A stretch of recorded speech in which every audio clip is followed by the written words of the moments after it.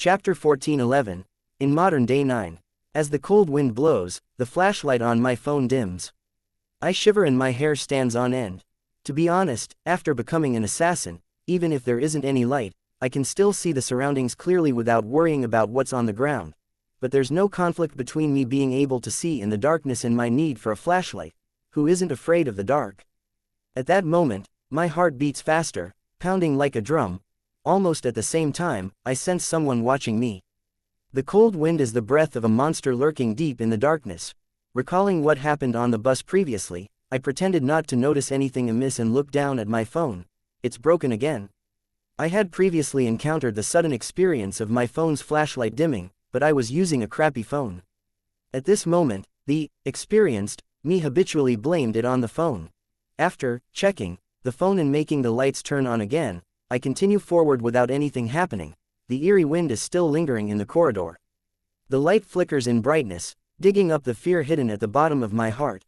As I walk, I seriously consider what powers an assassin has against ghosts. The answer is nothing. Since I have nothing, I don't look forward to slaying evil or dealing with the possible existence of a ghost as if dealing with gangsters. 1 step, 2 steps, 3 steps. I calmly walk up the flight of stairs and arrive at the top floor. The lights in the building are working fine as they shine down with their yellow light. Everything returns to normal. Following that, the cold gust of wind stops. The light stops flickering. I successfully return to the 6th floor and stop at the entrance of my rented apartment. Phew, there's actually a ghost present here. I have to move out as soon as possible. This thought subconsciously flashes across my mind. I don't feel any shame. This is an instinctual response that anyone can have. However, if I quietly moved away, Sia Tush and her boyfriend would definitely not know what's happening here. They'll continue living here. Who knows whether the devil might pester them. Also, there are 12 units in this building. It's impossible for me to inform every household, right? Also, how do I say it? Ghosts. Who would believe me? I hold my key, momentarily held in a difficult spot. Quickly hire a capable Taoist priest or monk to exorcise the ghost. But I don't know any. Before today, I didn't even know that there are supernatural powers in this world. It was all fantasy. Yes, the tarot club's The Star knows that the mysterious cult provides all kinds of superpowers, which means he has a certain level of understanding in such matters. Will he know a few masters who are good at busting ghosts? Phew, I'll give it a try. If there's nothing I can do, I'll make an anonymous call to inform the police. I'll post a flyer that mentions how this place is haunted at every household's door. No, not flyer, a bulletin. I quickly come up with a plan. As for the outcome, I don't have any demands. After all, I don't have any experience in this area. Besides, I should prioritize protecting myself. Opening the door, I enter the room and return to my room. I think for a while before logging on to QQ and entering a private chat with the Star. The Hanged Man and the Hermit suspect that he's a member of cyber police. If I were to directly look for him, he will definitely be able to find my IP address and lock onto my identity. Just as I'm about to type the message, I remember the warning from 2 other members of the Tarot Club. After tinkering for a while, I use a proxy and use my alt, the world, to say to the Star. Are you there? I have something to ask you. Don't use that emoji. It scares me. Star replies quickly. Why? I ask. The Star says. This emoji has become popular recently. It's very strange. Furthermore, something tragic happened to a family last week. Everyone in that family wore a monocle and died in different places. The only survivor was a girl who went mad from the trauma. She repeatedly tells people not to go near her. I suspect that those who use this emoji will be targeted by an unknown existence. They will automatically put on a monocle and commit suicide or kill each other. Don't scare me, I reply, unsure if I should believe him. Haha, it's just a joke. The monocle in this emoji is on a different eye from the tragedy. Furthermore, there are thousands of people using this emoji. Which unknown existence can keep an eye on everyone? The Star switches to asking, why are you looking for me? I directly say, my area is haunted. Do you know anyone who's good at ghost busting? I'm very good at that. The Star replies without hesitation. Then wouldn't I be exposed? I quickly send an emoji. I won't trouble you for the time being. You seem very busy. Do you have anyone else that you could introduce to me? Yes, a lady, a medium. She's skilled in techniques from overseas, but I can guarantee that it's effective. There's another foreigner, a priest. He's also good at setting up exorcism rituals. The star replies, they're all foreigners. You don't have Taoist priests or monks to introduce. I'm more trusting towards local ones. The star replies, I only know foreign ones. Okay, who's better? I had wanted to ask who's cheaper, but considering how someone cheap might not do the job, I don't dare to skimp on that. The star immediately says, Ma'am da, I'll give you her QQ number. Add her directly and contact her. XXXXXXXXXXXXXX. Okay, thank you. I quickly copy the QQ number and paste it into the search box. Mom Da's QQ name is Sleeping with Corpses, and adding her requires one to answer a verification question. How old are you? How old? This question is strange. Do I need to use a countersign? I'm puzzled for a moment. I take a screenshot and send it to the star. What's the answer? Just answer that you're an adult. What's the meaning of this? She doesn't entertain underage clients. I'm confused. No, she just wants to determine the extent she can go in the conversation. The star answered simply, and then used an image to supplement it, open to suggestions, ready to be suggestive. For some reason, I'm at a loss on how to respond. I fill up the verification according to the star's answer and fill in, adult. Da doesn't seem online. I didn't get added even after a few minutes. After thanking the star, I use snacks to console myself. After eating and drinking, I head to the bathroom outside to wash up and prepare to head to bed. Ma'am Da still hasn't added me. I switch on the bathroom light and turn on the tap. I reach for the towel. Turning around, I suddenly see a figure in the mirror. That figure is blurry. Vaguely, I see it wearing a small hat. It's a woman in a black dress.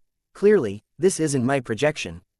It can't be Sia Tush, who wears pajamas is home. Instantly, my mind explodes and I hurriedly retreat. Don't be afraid, the woman in the mirror says in an ethereal voice. Someone hired me to protect you. Who? I ask subconsciously. The figure in the mirror replies calmly, a detective named Sherlock Moriarty. Chapter 14:12. In modern day 10. Sherlock Moriarty sounds like a foreigner. Moriarty seems to be the professor in Holmes. Sherlock seems to be Holmes's first name. This detective is using a fake name, right? It has a style reminiscent of coming up with a name when creating a game avatar. Perhaps he isn't a foreigner. I sense something from the ghost in the mirror and ask. After some thought, who is he? Why does he want to protect me? At this moment, due to the other party's ability to communicate, my sense of fear has been greatly reduced. I've become an assassin. Isn't it normal for ghosts to exist in this world? It isn't hard to accept something that goes against common sense. Besides, it's not like I didn't sense something on the bus on the way home. The blurry woman wearing a petite bonnet in the mirror replies in a flat voice, someone wants to harm you. She didn't tell me who Sherlock Moriarty is. Why does he want to protect me? It looks like it's a secret. What is it that can't be said? Many thoughts flash through my mind. Suddenly, I think of a possibility and blurt out, that cult wants to harm me. Sherlock Moriarty is their archenemy. That makes sense. Otherwise, I wouldn't believe that someone would send a female ghost to protect me for no reason, unless it's the police who serve the people. The female ghost in the mirror falls silent for 2 seconds before nodding indiscernibly. You can put it that way.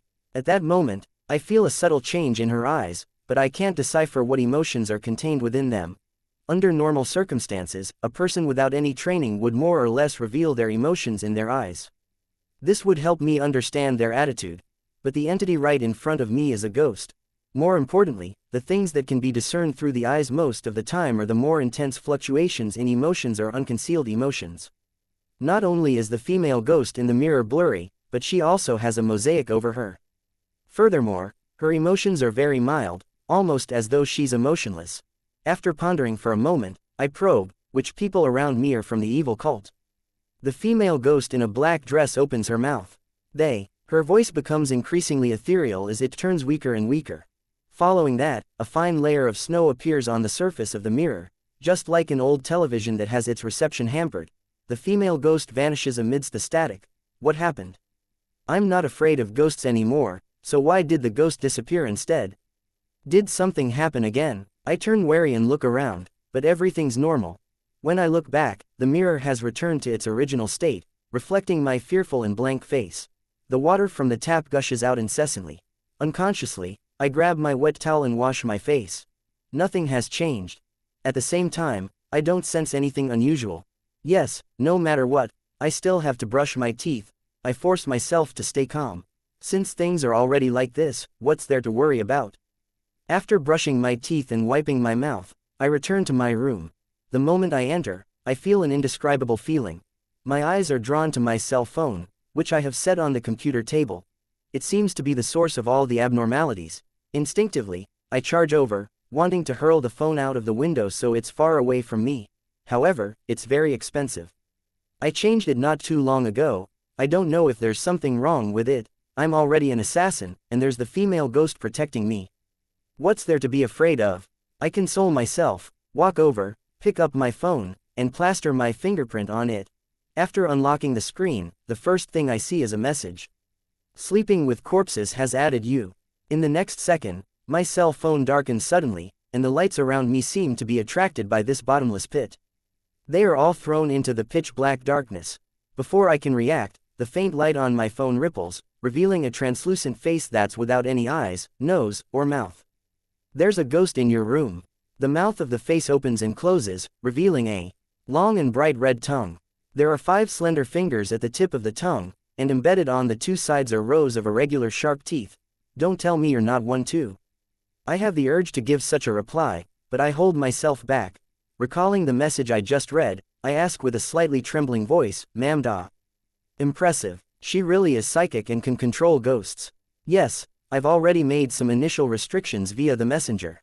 That ghost won't affect you tonight, and I won't have the chance to suck you dry. The translucent wobbles shook. I'll come personally tomorrow morning to deal with it. Give me the address. Tomorrow morning. I have work to do. I am thrown into a dilemma. CEO Huang wants me to pick up the VIP at the airport. If I stand him up, I will lose my job. Work. Is your boss beautiful? Madame Da asks through the translucent face. He's a guy, I point out the truth. You like men? Madame Da asks without pause. How is that possible? I deny it, amused and exasperated. Since that's not the case, why are you still in the mood for work even though you're haunted by ghosts? Or perhaps, you have a female colleague that you have a crush on. You can't skip a day of seeing her. Madame Da scoffs. Can't it be because I'm poor? If I don't work, who will take care of me? I have a nagging feeling that I'm being led astray by Madame Da. The conversation is filled with logical errors. Although I have some savings, it's not a lot, and I have to pay for the exorcism. Of course, I'm in the mood to work because the female ghost hasn't shown any malice. Madame Da's translucent face opens its mouth and says, "What about your family?" They aren't well off, I answer frankly. How are your looks? Madame Da asks another strange question. Average. I feel lost. Height, a little over 1.7 meters. Strong. Ordinary. How big? How big is that thing of yours? Hey, it's like this. I can introduce you to some part-time work. The other party consists of rich and idle mature ladies. They value young people very much. They're willing to provide the necessary help and become friends with mutual benefits. Do you want to consider them? The translucent face rambles on. Auntie, am I just going to give up on my hard work?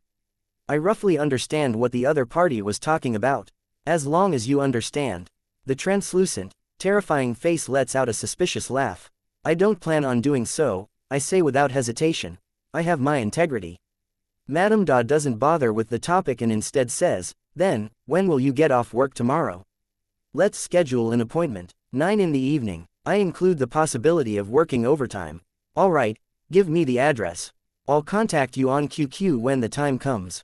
Madame Da's translucent face yawns.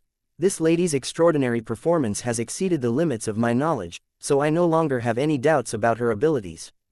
I immediately give her an address and ask, how much will it cost? The basic cost is 20,000 yuan. The price can go higher depending on the difficulty. If you can't afford it, you can consider the part-time job. Madame Da is rather direct. I recall my savings and feel a wave of pain. What's the maximum it can go? Why don't I just forget it? Besides, the female ghost doesn't seem to have any ill intentions. The highest it can go is 50,000 yuan, Madame Da calmly says. 50,000, only 50,000, I'm surprised. The translucent face snorts. I'll give up missions that exceed 50,000. Money is nice, but I need to be alive to spend it. Okay, I see myself on the brink of bankruptcy. By the way, I'll give you a document. You can download it and read about how to get along with ghosts. The translucent face slowly slides back into the phone. Then I see Sleeping with Corpses send me a BitTorrent seed. I open it and realize that there are a few videos in it. They're quite large in size and are named 1, 2, and 3. Due to the seriousness of the matter, I don't hesitate and turn on my computer to download it. While I initiate the download, I start playing games to pass time. After a while, the download completes. I open the video file named 1. In just a few seconds, a title appears in front of me. A Chinese ghost story. On the glass window, a blurry female ghost wearing a long black dress appears. She holds her cheek with one hand and quietly stares at the computer screen. Chapter 14:13, in modern day 11. Mamda really has a sense of humor. It's a good thing that my broadband company doesn't charge based on data usage. I control the twitch in the corner of my lips and turn to look out the window. She's here again, a female ghost watching a Chinese ghost story. It feels weird, since she doesn't show any malice and had pointed out the problem of the cult. While I lack the ability to fend off ghosts, assassins aren't capable of doing such things. I ask after some consideration, do you want to continue watching? I watched this movie a long time ago. There's no need for me to rewatch it. Besides, I still have to go to the airport to pick up the VIP tomorrow. I can't stay up all night. If I'm late or something goes wrong, I'll definitely have my salary deducted or maybe even get fired. Thankfully, I haven't taken any housing loans, or bought things on credit. I don't have any credit card payments and promissory notes to pay. Otherwise, I would have rejected Madame Da just now and looked for someone cheaper. The female ghost on the glass window turns her head and looks at me. Will it affect your sleep? Just wear headphones. Don't worry about the light, I answer frankly. The female ghost nods and suddenly disappears from the window. Then, her figure appears on the screen, almost merging with the movie scene. At the same time, the sound of the computer speaker mutes, and the light on the screen dims. Impressive. As expected of a female ghost, I don't know why, but I feel that my fear of ghosts is decreasing. Thinking back to when I was young, I was often scared out of my wits by horror movies, yet, I couldn't help but secretly watch them, feeling both pain and happiness. I get up, switch off the light in the room, climb into bed, pull the duvet over me, and drape it over my chest. I close my eyes as I prepare to sleep. Vaguely, I feel like I've forgotten something. A minute later, I snap awake. I open my mouth and say, good night. As a successor of socialism, I have to be polite even when facing female ghosts. A few seconds later, an ethereal voice reverberates in my ears. Good night. With this done, I begin to sleep with ease. Not long after, I fall into a deep sleep. When I wake up, I realize that the sky is already bright. Sunlight passes through the curtains, scattering across my bed. Out of habit, I laze in bed for a few minutes, and slowly I become conscious. I sit up slowly. Turning my head instinctively, I see that the monitor screen has been switched off. However, the computer hasn't switched off. It's still blinking red. Did she leave after she was done watching? I gradually recover my memories from last night, like I've experienced a clear dream. Shaking my head, I pick up my cell phone to check the time. Fuck. I scramble up and dash to the bathroom. I'm almost late. If I were to mess things up, CEO Huang will skin me alive. He only treats pretty girls kindly. At that moment, there's no assassin, cult, female ghost, or medium to interfere with my thoughts. For humans, living takes the utmost priority, and the most important thing needed to live is to have money. After 5 minutes, I finish washing up and changing my clothes. I rush downstairs. Here, I have to thank my 2 roommates. They always sleep late and wake up late. They don't clash with the time when I need to use the bathroom. They don't delay my getting to work. Peng Deng had said before that the person he rented an apartment with in another city would always take hour-long baths in the morning, making him either have to wake up early or bring his toothbrush and towel to the office. I suddenly feel regret when I reach the staircase. I'm an assassin. I could have jumped from the 6th floor. This could have saved me plenty of time. However, there must be a lot of pedestrians outside at this point. If I dare go up the windowsill, they would probably call the cops. That would only waste more time. Without another thought, I jump down the more than 10 steps at a time, allowing me to quickly reach the ground floor. During this process, I even had the time to unlock my phone and hire a car to send me to the airport. I can make a claim for transportation expenses since it's for business. My luck isn't bad. Very soon, Someone takes my request. Furthermore, he's nearby. After I rush out of the compound, a white peer-to-peer ride-sharing car stops in front of me in less than a minute. Perfect. As I heave a sigh of relief, I pull the door open and climb in. Airport. Okay. The driver is wearing a mask and has no habit of striking up a conversation. This is what I like. Just like I like having a mute for my haircuts. I glance at my phone again. After confirming that I still have time even if I encounter a traffic jam, I call the chauffeur and confirm that he's on his way to the airport. This driver isn't part of our company. He's from the local office branch that the foreign VIP is part of. In other words, there's no need for me to pick up Mr. Zarathustra as his own employee will be responsible for it. However, CEO Huang still sent me to receive him to show his sincerity. After making sure that everything is fine, I start using my phone. In the process, I see a joke post. Why is the person I'm seeing suddenly ignoring me? She insisted on going to my house to watch a movie yesterday. I still had to wake up early for work, so I got her to sit by the bed and watch it alone. Hey, I mock this guy and check the replies. About an hour later, the car arrives at the airport. Thankfully, I'm still early. I breathe a sigh of relief and give the driver a 5-star rating. Then, I open the flight schedule and confirm the arrival time. NH 6567 landed at the alternate airport, Ningbei Airport, due to an engine malfunction. Holy shit, is this for real? I quickly call the other party's chauffeur. Hey, there's a problem with the flight. It was redirected to Ningbei. I'll immediately give Mr. Zarathustra a call and confirm if he will immediately make a domestic transfer or if he will come by high-speed rail. Or whether we should wait for tomorrow, the chauffeur says rather calmly. Okay, where are you? I'll come and meet you first. I'm having a headache just thinking that I might have to wait at the airport for a few more hours. After asking for the location of the car park, I walk all the way there and find the chauffeur. This driver is a foreigner with black hair and blue eyes. He had a mustache that isn't too thick, and he looks rather handsome. Hello, how do I address you? I ask as I approach. Previously, Old Eye only gave me a number and a Chinese name. Now, I would like to call him by his actual name. The driver nods and says, Mr. Zarathustra has already bought a ticket that will fly off in an hour. He will be here very soon. Please inform CEO Huang about the developments.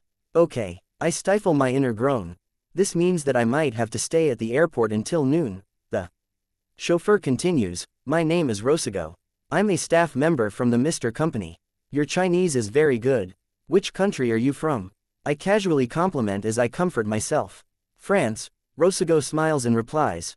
Chapter 14:14, in modern day 12.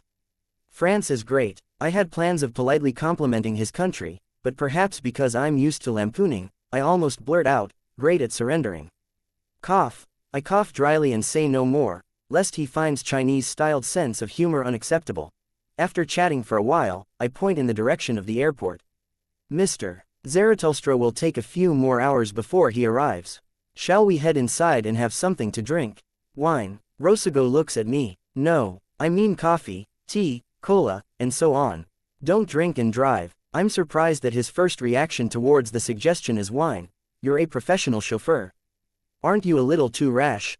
The foreigner, Rosago, clearly didn't understand my humor.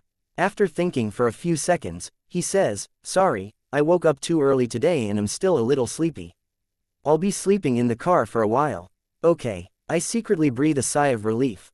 Although I'm not against social interactions, and I'm even willing to be on good terms with people from a partnered company, I still feel a little uncomfortable thinking about having to spend a few hours with a stranger I'm not familiar with.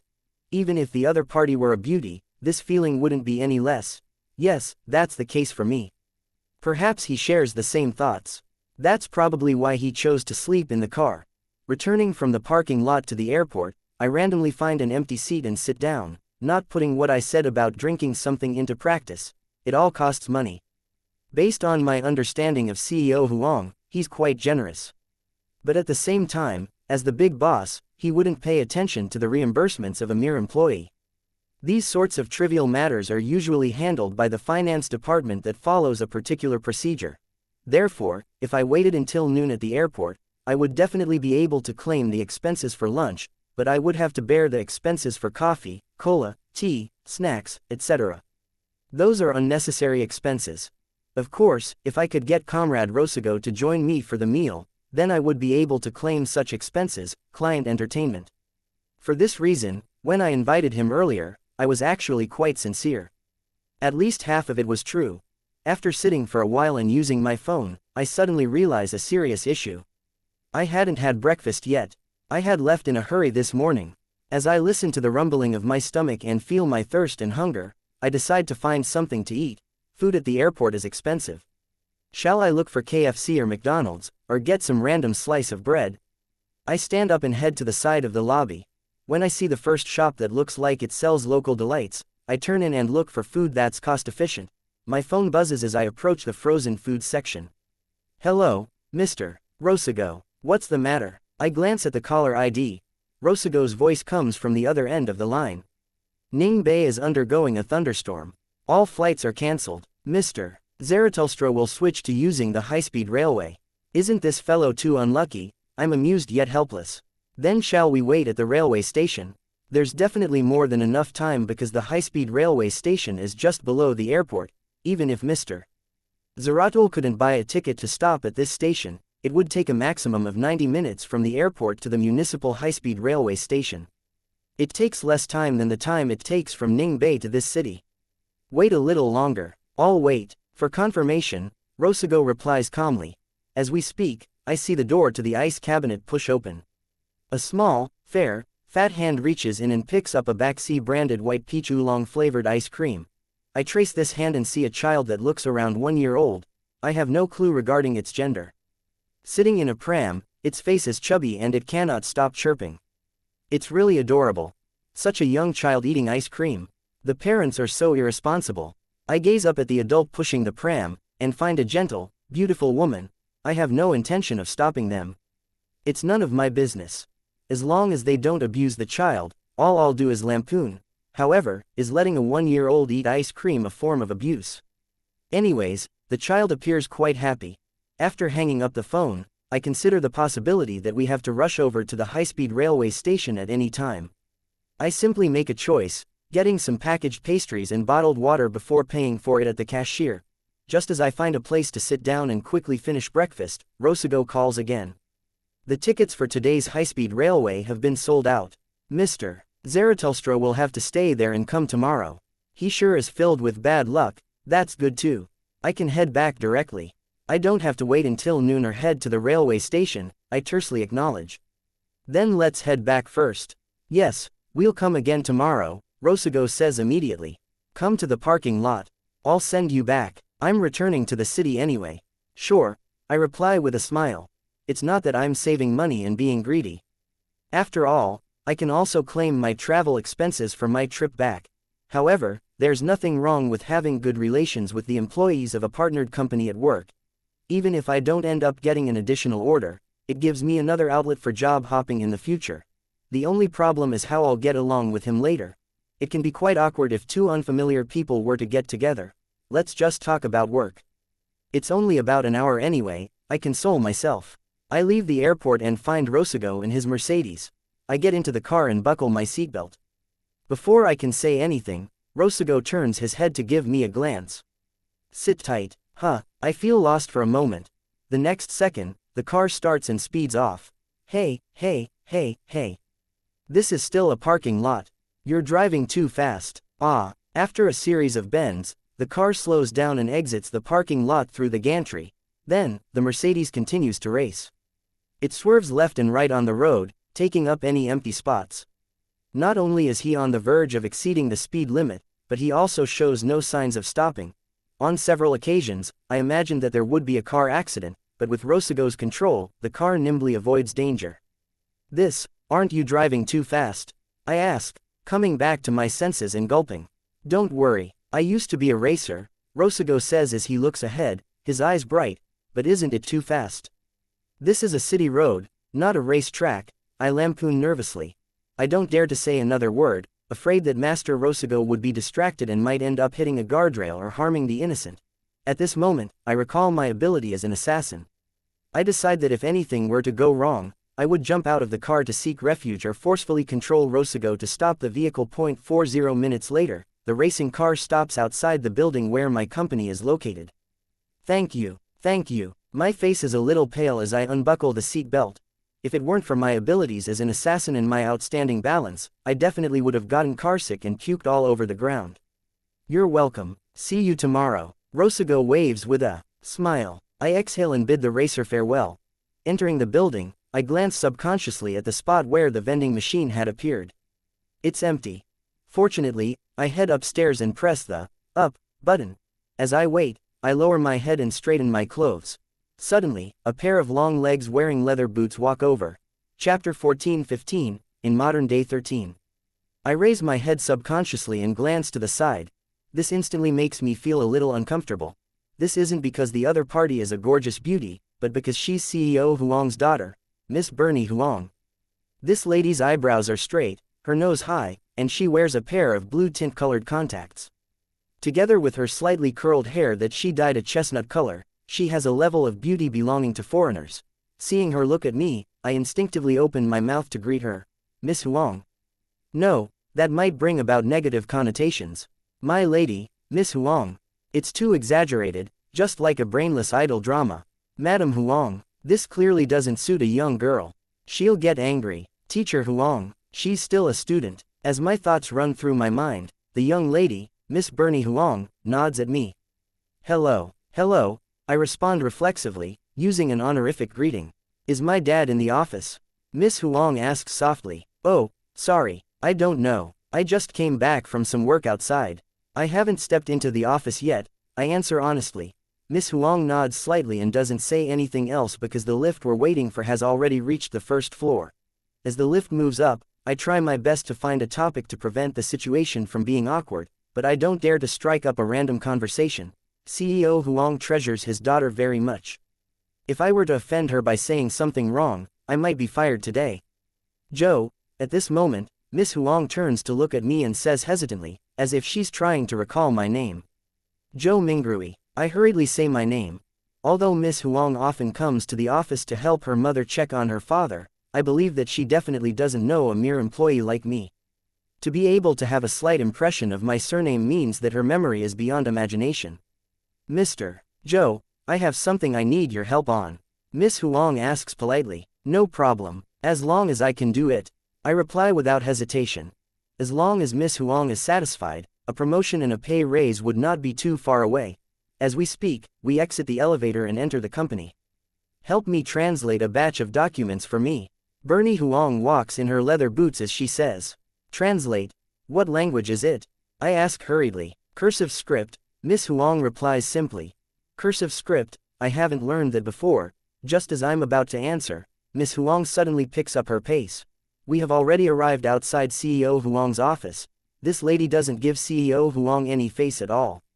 She walks past the female secretary that is stationed outside, nimbly reaching out her hand and pushing open the door gently.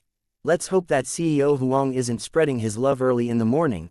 I silently pray in my heart before taking an indiscernible step to the side in case I get embroiled in CEO Huang's family matters. Of course, I'm not that nervous either. After all, CEO Huang is experienced. If he were to do any sordid deeds in the office, he would definitely lock the door from the inside. As expected, there's no one in the office. CEO Huang is at a meeting. The female secretary stands up nervously and tells Miss Huang, "I'll wait for him inside." Miss Huang nods and walks into the room. One step later, she turns her head and says, "Mr. Joe, please come in." All right, I walk over and quickly say, I don't have much knowledge about cursive script. Take a look first. Miss Huang stops by the door and says. When I enter, she casually closes the door. Then, she flips her sling bag and takes out a stack of paper. Try and see if you can read it. If possible, read it to me. Okay, I take the stack of papers from her. My whole body turns stiff from that cursory look. If I'm not wrong, the cursive script on the paper is from CEO Huang. I've seen the comments he had written on documents on several occasions. This is CEO Huang's diary. Damn, don't tell me he writes down every affair. Which decent person writes a diary? I can't help but sweat. If I read it, I offend CEO Huang. If I don't read it, I offend Miss Huang. What does it mean to be in a dilemma? This is what it means to be in a dilemma. Wait, I don't know cursive script. Haha, I can't read it. Although I can barely make out what CEO Huang has written, I really don't know any cursive script. I immediately opened my mouth. Miss Huang, I can't.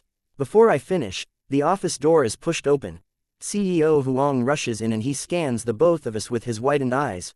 He retracts his gaze from the gap between me and Miss Huang, and he smiles. Bibi, why didn't you give me a call? I could have gone down to bring you up. I'm already of age. Miss Huang glances at me from the corner of her eye. I'm just making a request to Mr. Joe for his help. I immediately understand her intention. Secretly, I pull the documents behind my back. Call him Uncle Joe. CEO Huang smiles as he emphasizes. Then, he turns his head to look at me. You may leave. I'll holler if there's anything. Okay. I use this opportunity to leave the office and return to my seat, where I hide the papers. Before I can switch on the computer, Roseanne leans in and says with a suppressed voice, "You're finished." Ah, I stare blankly. Don't you know that CEO Huang dotes on his daughter to the point of having an obsession? He hates seeing other men get close to his daughter the most. During Miss Huang's past few visits, the men who took the initiative to offer their help have either quit or transferred to a branch company at a Tier 3 city, Roseanne said with a chuckle. It can't be. I was just in proximity to her. I mainly did so because I wanted to please CEO Huang. I grit my teeth from hearing that. Tisk, don't you know what kind of man CEO Huang is? In his eyes, all men are the same as him. If one has money, they'll definitely be playing around, loving everyone they see, no, making love to everyone they see. If one doesn't have money, then they'll seduce the rich and beautiful lady, take up the post of CEO, and elevate themselves to the peak point of life. Therefore, in the eyes of men like you, Miss Huang is the most tempting of prey, Roseanne said half-jokingly. It's just that Miss Huang asked me for help. I wasn't playing around at all.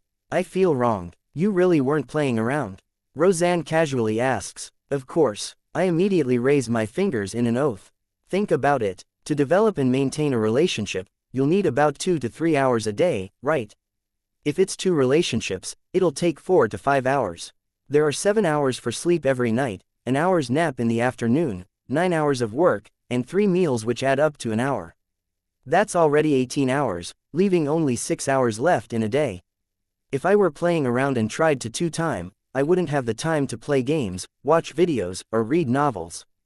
How tiring, how boring. Makes sense. Roseanne slowly nods before saying with a smile, right now, you need a book on time management. Before I can answer, she continues, but how does CEO Huang manage to in time, so many women? He's different. If it's just one partner, then he might take 1 hour out of his 2 to 3 day schedule to maintain the relationship, I answer thoughtfully. Roseanne tersely acknowledges. That's right, CEO Huang is different from us. He's handsome and rich. Sigh. Roseanne and I sigh at the same time. Roseanne, who's quite the gossip monger, suddenly shrinks back. Old I is here, I'll be returning to my seat first.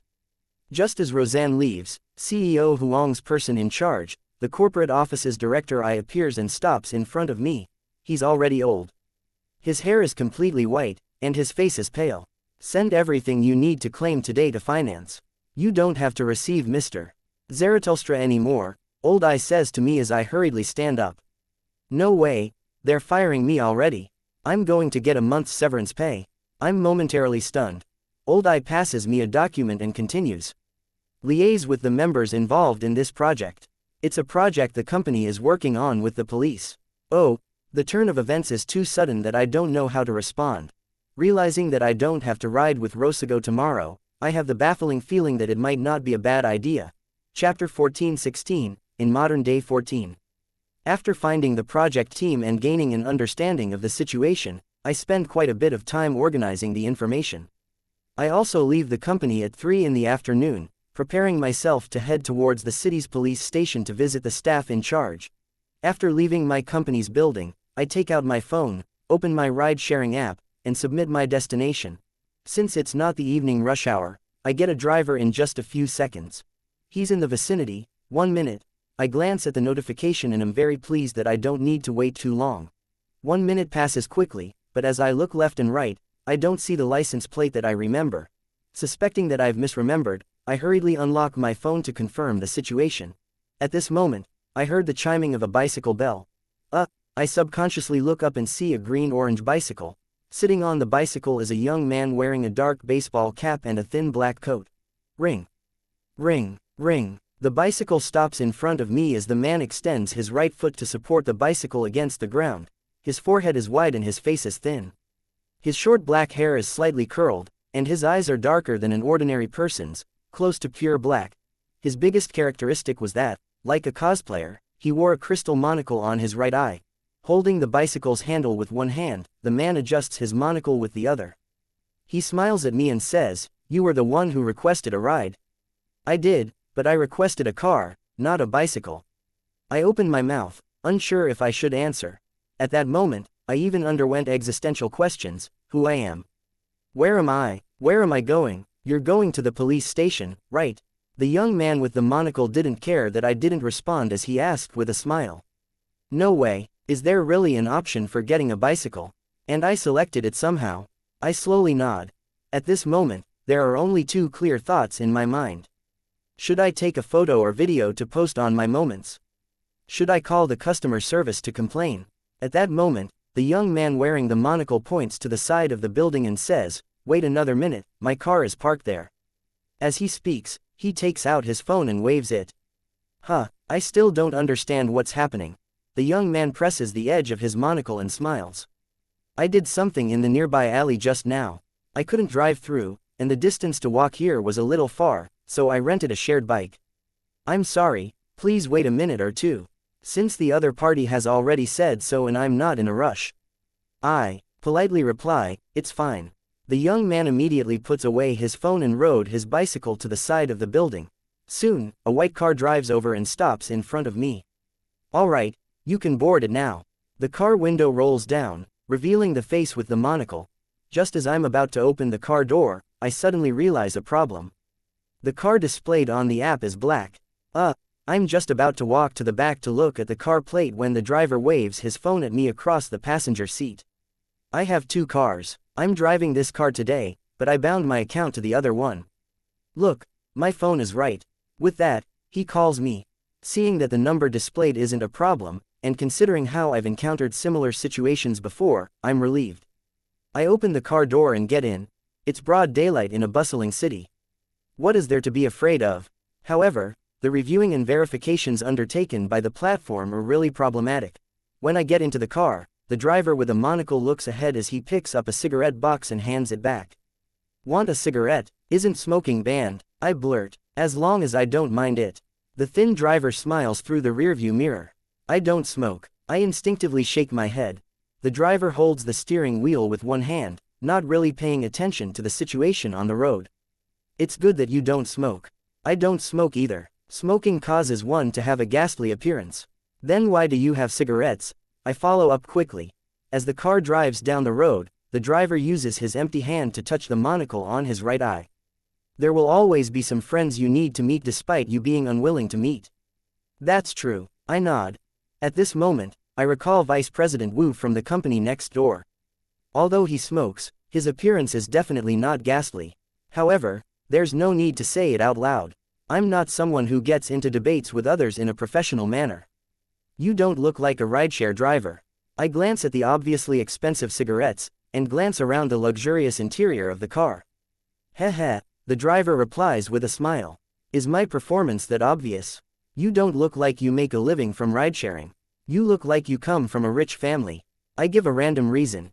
Either way, I can't tell. "Heh, being born with a silver spoon doesn't bar me from making a living from ridesharing. It allows me to experience a completely different life from my past, and being able to see all kinds of unique people is a form of entertainment. Don't you find it interesting?" The driver says with a smile. "How philosophical." I nod and casually say, "That may be the case, but I think you occasionally only take a few ride orders and are usually busy with other things."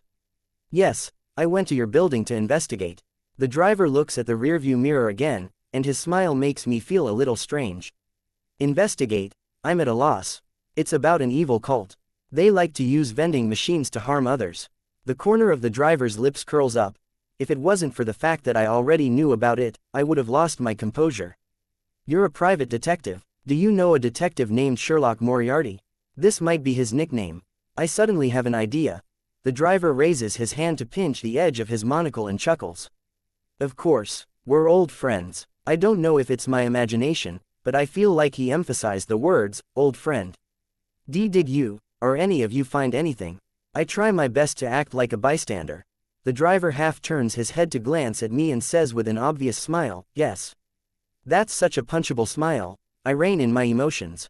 I guess so. Then it's as you say, the driver says with an expression of, I know a lot, but I won't tell you. As I think about what to say, he suddenly straightens his back and looks ahead. Then, he pushes the monocle on his right eye. Suddenly, countless fragments appear in my mind. Overlapping roads, tunnels, mixed colors, different signboards, pedestrians, cars that swept backwards rapidly. They simultaneously explode in my mind at the same time, making me feel like I'm suffering from motion sickness. We're here. The driver's voice enters my ears the next second. I get out of the car in a daze and squat down at the side of the road, feeling like I might vomit at any moment. I recover after a while, but the ride-sharing car has already left. Thinking back, I suddenly shudder. The driver resembled the emoji that the star had mentioned. Chapter 14:17, in modern day 15. No way, is the driver related to the monocle incident that the star mentioned? He's been corrupted, or is he the source of corruption? Wait, why did I use the word corruption? At that moment, I feel like my heart stopped beating for 2 seconds. I forget my stupor as I quickly check my belongings. My phone is still here. My keys are still here. My travel card is still here. My 7 yuan change is still here. My shoes are still here. My pants are still here. My clothes are still here, and my body is still here. Phew, I didn't lose anything. Nothing happened. I heave a sigh of relief. I feel as though I was just overthinking things. People just love to scare themselves. Since I've already taken out my phone, I take a look at the time. 3:25 p.m. That driver drove really fast, 5 to 6 minutes earlier than the estimated time on the app. No wonder I got motion sickness. I gain a new understanding of the situation. So that's what happened. However, I keep having the feeling as though I wasn't in the car for more than 15 minutes, and that we didn't exchange many words. Maybe it was due to the motion sickness I experienced towards the end of my journey. Probably. I raise my head, get my bearings, and head for the eye-catching police station. It's a compound with several buildings inside. 2 fully armed police officers stand guard at the entrance. At this moment, I suddenly think of a problem. I connect it to a question from my prior inspection of my personal belongings. I didn't bring a paper notebook or pen. Of course, this isn't a result of my negligence. It's just that I'm used to using my cell phone to record matters. If it were something grander in scale, or in a more professional setting, I would bring a notebook computer. I haven't used a paper notebook in the last 2 years. In a work environment like a police station, the leaders in charge of matters definitely can't stand the situation of someone holding a cell phone and tapping on it during business exchanges. That's not polite at all. When dealing with them, it's better to be more conservative and traditional. I'll first find a stationery shop, buy a pen, buy a notebook, and then go in. In a business environment, putting on an act is also a skill. I immediately look around to find my target. At times like this, I'll always praise my habit of leaving some buffer time. This gives me enough time to not be in a rush, and allows me to be calm. The leader in charge of the project and I agreed to meet at 4 p.m., so I have 35 minutes of spare time. Normally speaking, taking a taxi from the company to this place would take about 20 minutes. With the series of actions like going downstairs, waiting for the ride, and entering the compound, the total time required is about 35 minutes.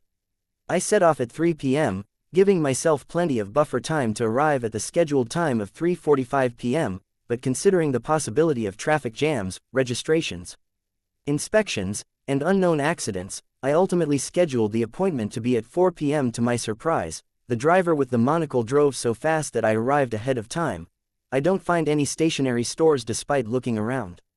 I hurriedly take out my phone and use the map app to search for a nearby store. The nearest stationery store is 2 kilometers away, get a rideshare to go over.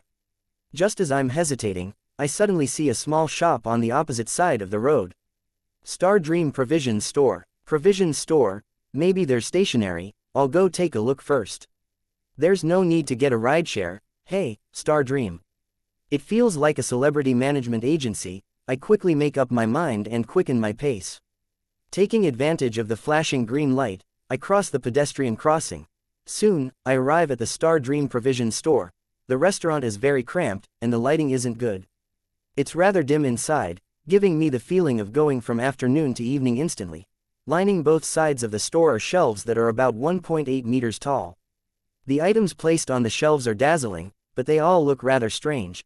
The cashier is right at the back where a woman in a black dress sits at the back. She has her back against two wooden cabinets and is facing a tablet computer. She's playing with her phone. There's an ancient serial drama playing on the tablet computer, adding a bit of life to the dark shop. However, it's obvious that the cashier is only listening to the sounds with zero concern about the content. This store's design is illogical, and the boss isn't meticulous. If I were a thief, I could take a few items and turn around to leave. She wouldn't be able to discover it at all. I lampoon silently before walking to the cashier and rap the wooden counter thrice. Hello, do you have a notebook and pen? I'm referring to a paper notebook. The woman in a black dress looks up and replies with a smile. Yes, we do, over there. Her voice is very gentle, calming me down instantly. Her looks are pretty good. Even the dark environment can't mask her beauty. Without taking another look, I trace the shop owner's finger and look towards the corner of the third rack of the shelf on the right. There is something that appears to be a notebook there, but its design is very strange, as if it's made of brass pages. This is a notebook. I reach for the brass book. It feels cold to the touch, as if it's made of metal. However, there is indeed paper inside. Yes, the shop owner in a black dress says with a calm smile, my shop's theme is mystery. All the products in this area have this characteristic. Product differentiation strategy. This phrase flashes across my mind. At the same time, I survey my surroundings and see an antique quill, a silver mirror with black eyeballs on both sides, and a few dice of different shapes, too many to count. Mirror. I subconsciously pick up the mirror with my other hand. I want to confirm my current condition. I can't look terrible just because of my motion sickness and have it affect the business exchange later. The mirror quickly reflects my face. Black hair, brown eyes, deep facial features, hard lines. Damn, when did I become so handsome? I can't believe that I'm the one in the mirror. After being stunned for 2 seconds, I quickly put down the brass notebook, take out my phone, and use the screen to examine myself. This is very normal. It's still my original appearance. I turn my head to look at the mirror again. I'm still very handsome in the mirror. What's going on with this mirror? I can't help but ask. The woman in the black dress smiles. This is a smart mirror. Ah, I understand. I suddenly understand. It's a smart mirror with its own beautifying features, filters, and Photoshop effects. To put it simply, it's actually a special tablet that's directly connected to TikTok and beauty cam apps. With this in mind, I lose interest and immediately place the mirror back in its original position. For some reason, I feel like the mirror is a little sticky. I use a lot of strength to retract my hand. How much is this notebook? And this quill? I don't waste any time. I pick up the brass notebook again and ask for the price. The boss in a black dress purses her lips and chuckles. 10 million. PFF'd. I almost spit on her face. The two of these are antiques, the boss added. Is there anything that isn't an antique? Something more normal? I take a deep breath and ask directly. Yes. The woman in the black dress points behind me. I turn around and see a black, ordinary notebook. I pick it up and flip through it. I'm certain that the surface of the notebook is made of hard paper. The paper inside is an imitation of goatskin. One of the pages is painted with the fool, who's wearing gorgeous clothes and dazzling head accessories. With the fool as my online nickname, how can I not recognize the fool? How much is it? I ask casually. 30 yuan, the boss replies with a good attitude. It's a little expensive. What about this pen? I casually pick up another dark red, classic fountain pen. 25 yuan. If you buy both of them, you can have them for 50 yuan, the boss in the black dress says with a smile. I hesitate for a few seconds and feel that 50 yuan isn't an unacceptable price compared to traveling 2 kilometers by taxi. Not only is it a waste of time, but the transport cost would be around 20 yuan. Including the cost of the notebook and pen, it would be about 30 to 40 yuan. Okay, I take out my phone and complete the transaction. After leaving the Star Dream Provision store and returning to the police station, I register at the guardhouse. During this process, a police car drives out. Is there an emergency mission? The policeman on duty asks. While waiting for the barrier to rise, the driver replies indifferently. Damn it, a car thief appeared. He stole 2 sedan cars. Chapter 14:18. In modern day 16. Stole 2 sedan cars in a row, this is probably a crime syndicate. How can one person drive 2 cars? I can't help but mutter inwardly. This is the cultivation I've gone through as a fan of courtroom dramas and detective series, as well as me being a loyal reader of crime deduction novels. Of course, I don't say it out loud. I believe that people with standard intelligence can come to a similar conclusion. When the guard on duty calls to confirm my identity, I take out my phone and check the time. There's more than enough time. I let out a sigh of relief as I unhurriedly circle around the pond in the middle of the courtyard and enter the building facing the main entrance. After I run through the possible exchange in my mind, I knock on the door of the target's office 3 minutes early. Please come in. A mellow voice sounds from inside. Oh, Officer Deng. As soon as I push open the door and enter, I realize that the officer sitting behind the desk is the one who had come to check on my residence permit. I always imagined that he's a police officer at the police station, but I never expected him to have an office at the Municipal Public Security Bureau. He even has the room to himself. You are? Officer Deng raises his hand to comb his receding hairline and asks with a puzzled look, do we know each other? Last night, you checked on my residence permit and reminded me of a mysterious cult. Later, we met again in Lawson.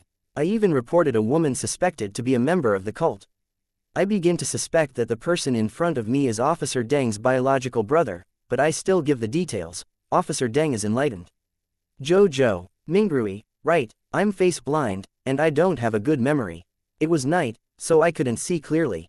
I don't need you to tell me that your memory isn't good or how you have face blindness. I can tell. I politely smile. Today, I'm representing the Intis group to take over the previous project. Yes, we agreed to meet at 4. Officer Deng points at the chair opposite his desk.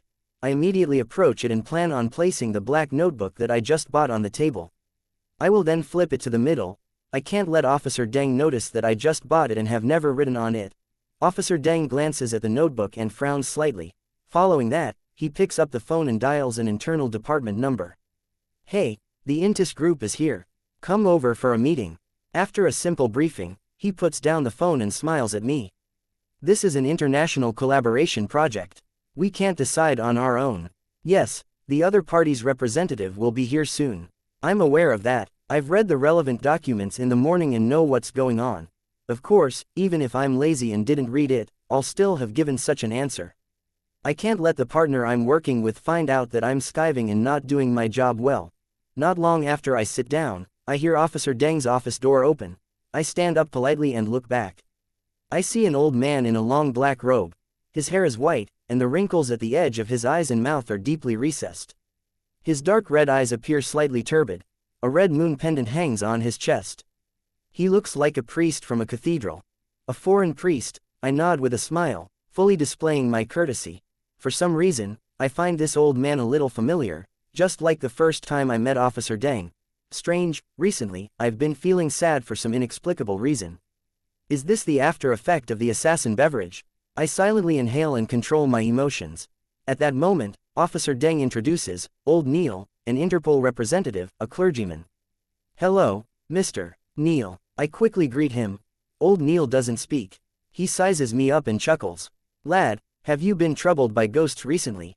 You can tell. I'm shocked. I don't know if I should admit it or hide it from a stranger.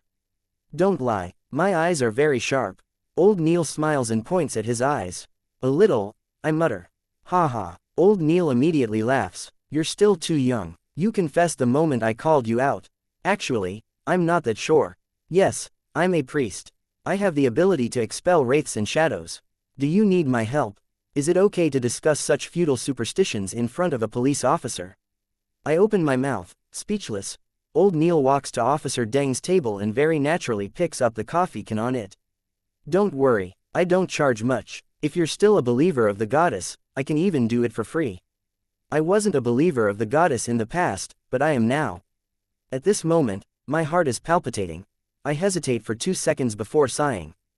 But, I've already found a helper. Who is it? There aren't many people with such abilities. Most of them are cheats. Old Neil skillfully brews his coffee and asks casually. Daily, do you know her? I ask hesitantly. Daily? Ah, then that's fine. Old Neil retracts his smile and asks, are you the representative of the Intis group? Let's begin. At the same time, Officer Deng shakes his head with a smile, looking helpless. You know Madame Daly? I ask. Old Neil sighs and points at Officer Deng, his fiancée. Oh, everyone knows each other. I can't help but sigh. This boosts my confidence in Madame Daly. I stop chatting and begin communicating with Officer Deng and Old Neil about the project, taking note of their requests. An hour passes. Yawn. Old Neil stretches his back. It's finally over. These old bones of mine really can't withstand the torment of such meetings. I no longer have the energy. With that said, he stands up and smiles at me and Officer Deng. It's time for me to retire. It's time for me to leave. I'll go to a faraway village. I'll grow some flowers, feed the chickens, and play the piano for my wife. I don't have to worry about things here anymore. Officer Deng stands up as well. As he sends Old Neil out, he smiles and says, let's go together. As I watch them leave, I suddenly feel speechless. Chapter 14:19, in modern day 17. It's not even 5:30, and I can get off work normally again. I've already composed myself by the time when I walk out of the police station, feeling happy that I don't have to work overtime today. Before I left in the afternoon, I communicated with the administration department and was told that I didn't need to return to the company. After all, we didn't know how long the meeting would take. What if Officer Deng got me to stay for dinner, sing some karaoke, and enjoy a spa, right? Although the probability of this happening is low, even if it wouldn't happen to me, I still have to be prepared. The distance from the old estate where my rented apartment is to the police station is shorter than it is from my company, but I still chose to take public transport, because the company doesn't reimburse the transportation fees for returning home. Metro line 3,600 meters, bus 72, 150 meters. I take out my phone and search for a route home. After careful consideration, I choose to take the bus. The weather is hot in the summer, so it's best if I can minimize the steps taken. As I wait at the bus stop for the bus, I can't help but doubt my life. I'm already a real, powerful, and extraordinary assassin. Why do I have to live like a slave of society? But I can't get any money without work. Assassins also need to save money to buy a house, food, and clothes. Sigh. At times like this, it should be like a game. Give me an assassin manager and help me gather missions. After confirming how evil my target is, I'll shave my head and flash through the crowd. No, being bald is too ugly. Forget it. What can I do? Record videos of extreme sports. I still have to practice and learn. I've never paid attention to it before. Actually, I can consider joining the police academy. As an assassin, I'm capable of capturing thieves and scammers. I won't disappoint with my abilities. The only problem is that I've heard that a policeman's income isn't too high. Perhaps it's better after the probation period. As I seriously consider the future, I board the bus. I hold the handle and notebook with one hand, and I pull out my phone with the other. I'm a refined person. I definitely won't blast out any sounds in public. I don't have wireless earphones, so I can only browse Weibo and Hupu, an online sports community website. As the bus drives, it suddenly stops. The driver's voice sounds from the speaker. Get off the bus. There's a malfunction. Wait for the next one. The passengers curse as they get out of the bus. I'm among them as I sigh at my bad luck today. There's only one stop left. There's no need to wait. I'll just walk back. I open the map app and confirm my current location. If I knew this would happen, I might as well have taken the subway. I follow the GPS, walking straight, taking a bend, crossing the street, to the old estate I live in. At this moment, I see a 5 or 6-year-old girl jump out from the roadside, and an SUV is speeding over. I'm stunned at first, but then I realize that I'm an assassin, an expert that surpasses ordinary people. Without any hesitation, I run towards the girl. Seeing that I might not make it in time, I exert strength into my legs and kick out, relying on my assassin's ability to unleash all of my strength in one strike to pounce forward. During this process, I feel like a sharp arrow that had been shot from a bow. In the blink of an eye, I lunge for the little girl and hug her. Then, I straighten my back and quickly adjust my body structure, making myself as light as a feather. The SUV finally stops. I take a few steps to the side and steady myself. To be honest, I was hit, but because I made myself seemingly weightless, I didn't suffer any damage. Are you alright? The SUV driver gets out of the car and frantically asks. His face is drenched in sweat. I'm fine. It was a close one. I put down the dazed little girl and pat her shoulder. She has long, jet black hair which makes her qualified to be a model in a shampoo commercial. That's good, that's good. The SUV driver is relieved to see that I didn't dirty or injure myself. At this moment, a middle-aged man rushes out from the side of the road. When he sees that the little girl is fine, he's obviously relieved. His skin is bronze in color and he has soft facial features. He has a pair of eyes that are closer in color to brown. They appear to have been through a lot. Thank you, thank you. Are you okay? He asks, concerned. No, my luck isn't bad. I just happened to avoid the collision, I reply with a smile, inexplicably in a good mood. I finally used the ability belonging to an assassin. The SUV driver points at his license plate. Contact me if you have any problems. I still have something to do, so I'll be leaving first. The middle-aged man nods before saying to me, why don't you come to my shop to have a drink to calm yourself down? For some reason, I feel a sense of closeness with him. And since it's free, I don't reject him. As I speak, I pick up the black notebook. After leaving the road and passing through the non-motorcar lane, I see this gentleman's shop. This is a themed bookstore. It's renovated to look like a coffee shop.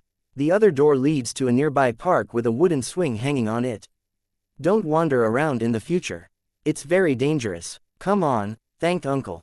The bookstore owner pulls the little girl over. Call me brother. Don't make me sound so old, I joke. Thank you, brother. The little girl follows his instructions. Without waiting for my reply, she cleverly says, then my father is your elder. Damn, did I just get taken advantage of? I can only smile helplessly. The bookstore owner immediately asks, what would you like to drink? A cold beverage would do. I'm not a picky eater. Okay. The bookstore owner points at the surrounding bookshelves and says, you can also pick a book to read. Okay. As he mixes the cold beverage, I curiously walk to the bookshelf to see what's on it. Grossel's Travels, Book of Secrets, Russell and His 100 Mistresses, The Self-Cultivation of Evil Gods, How to Make the Believers Offer Money. What kind of books are these? I'm stunned as I read them. Finally, I choose the seemingly normal Grossel's Travels. Just as I find a seat and sit down, the bookstore owner walks over with a glass. The drink is brownish red in color, and there's quite a few pieces of ice in it. After drinking it in one gulp, it's slightly sour and sweet. It's cold and very refreshing. Great for the summer. Not bad, I praise. The boss doesn't say anything else and returns to the cashier. I then leisurely lean back in my chair and flip through Grossel's Travels. From time to time, I take a mouthful of the cold beverage, feeling very pleased. After a while, the girl runs to the back door and shouts, Daddy, Daddy, I want to sit on the swing. The bookstore owner sighs and walks over with a smile. I smile and take another sip of my drink. I can't help but sigh. An afternoon like this is really nice. Chapter 14:20. In Modern. Day 18. Having had half a day to spare, I stay in the bookstore until it's almost 7. During this time, I can't refuse the owner's repeated offers.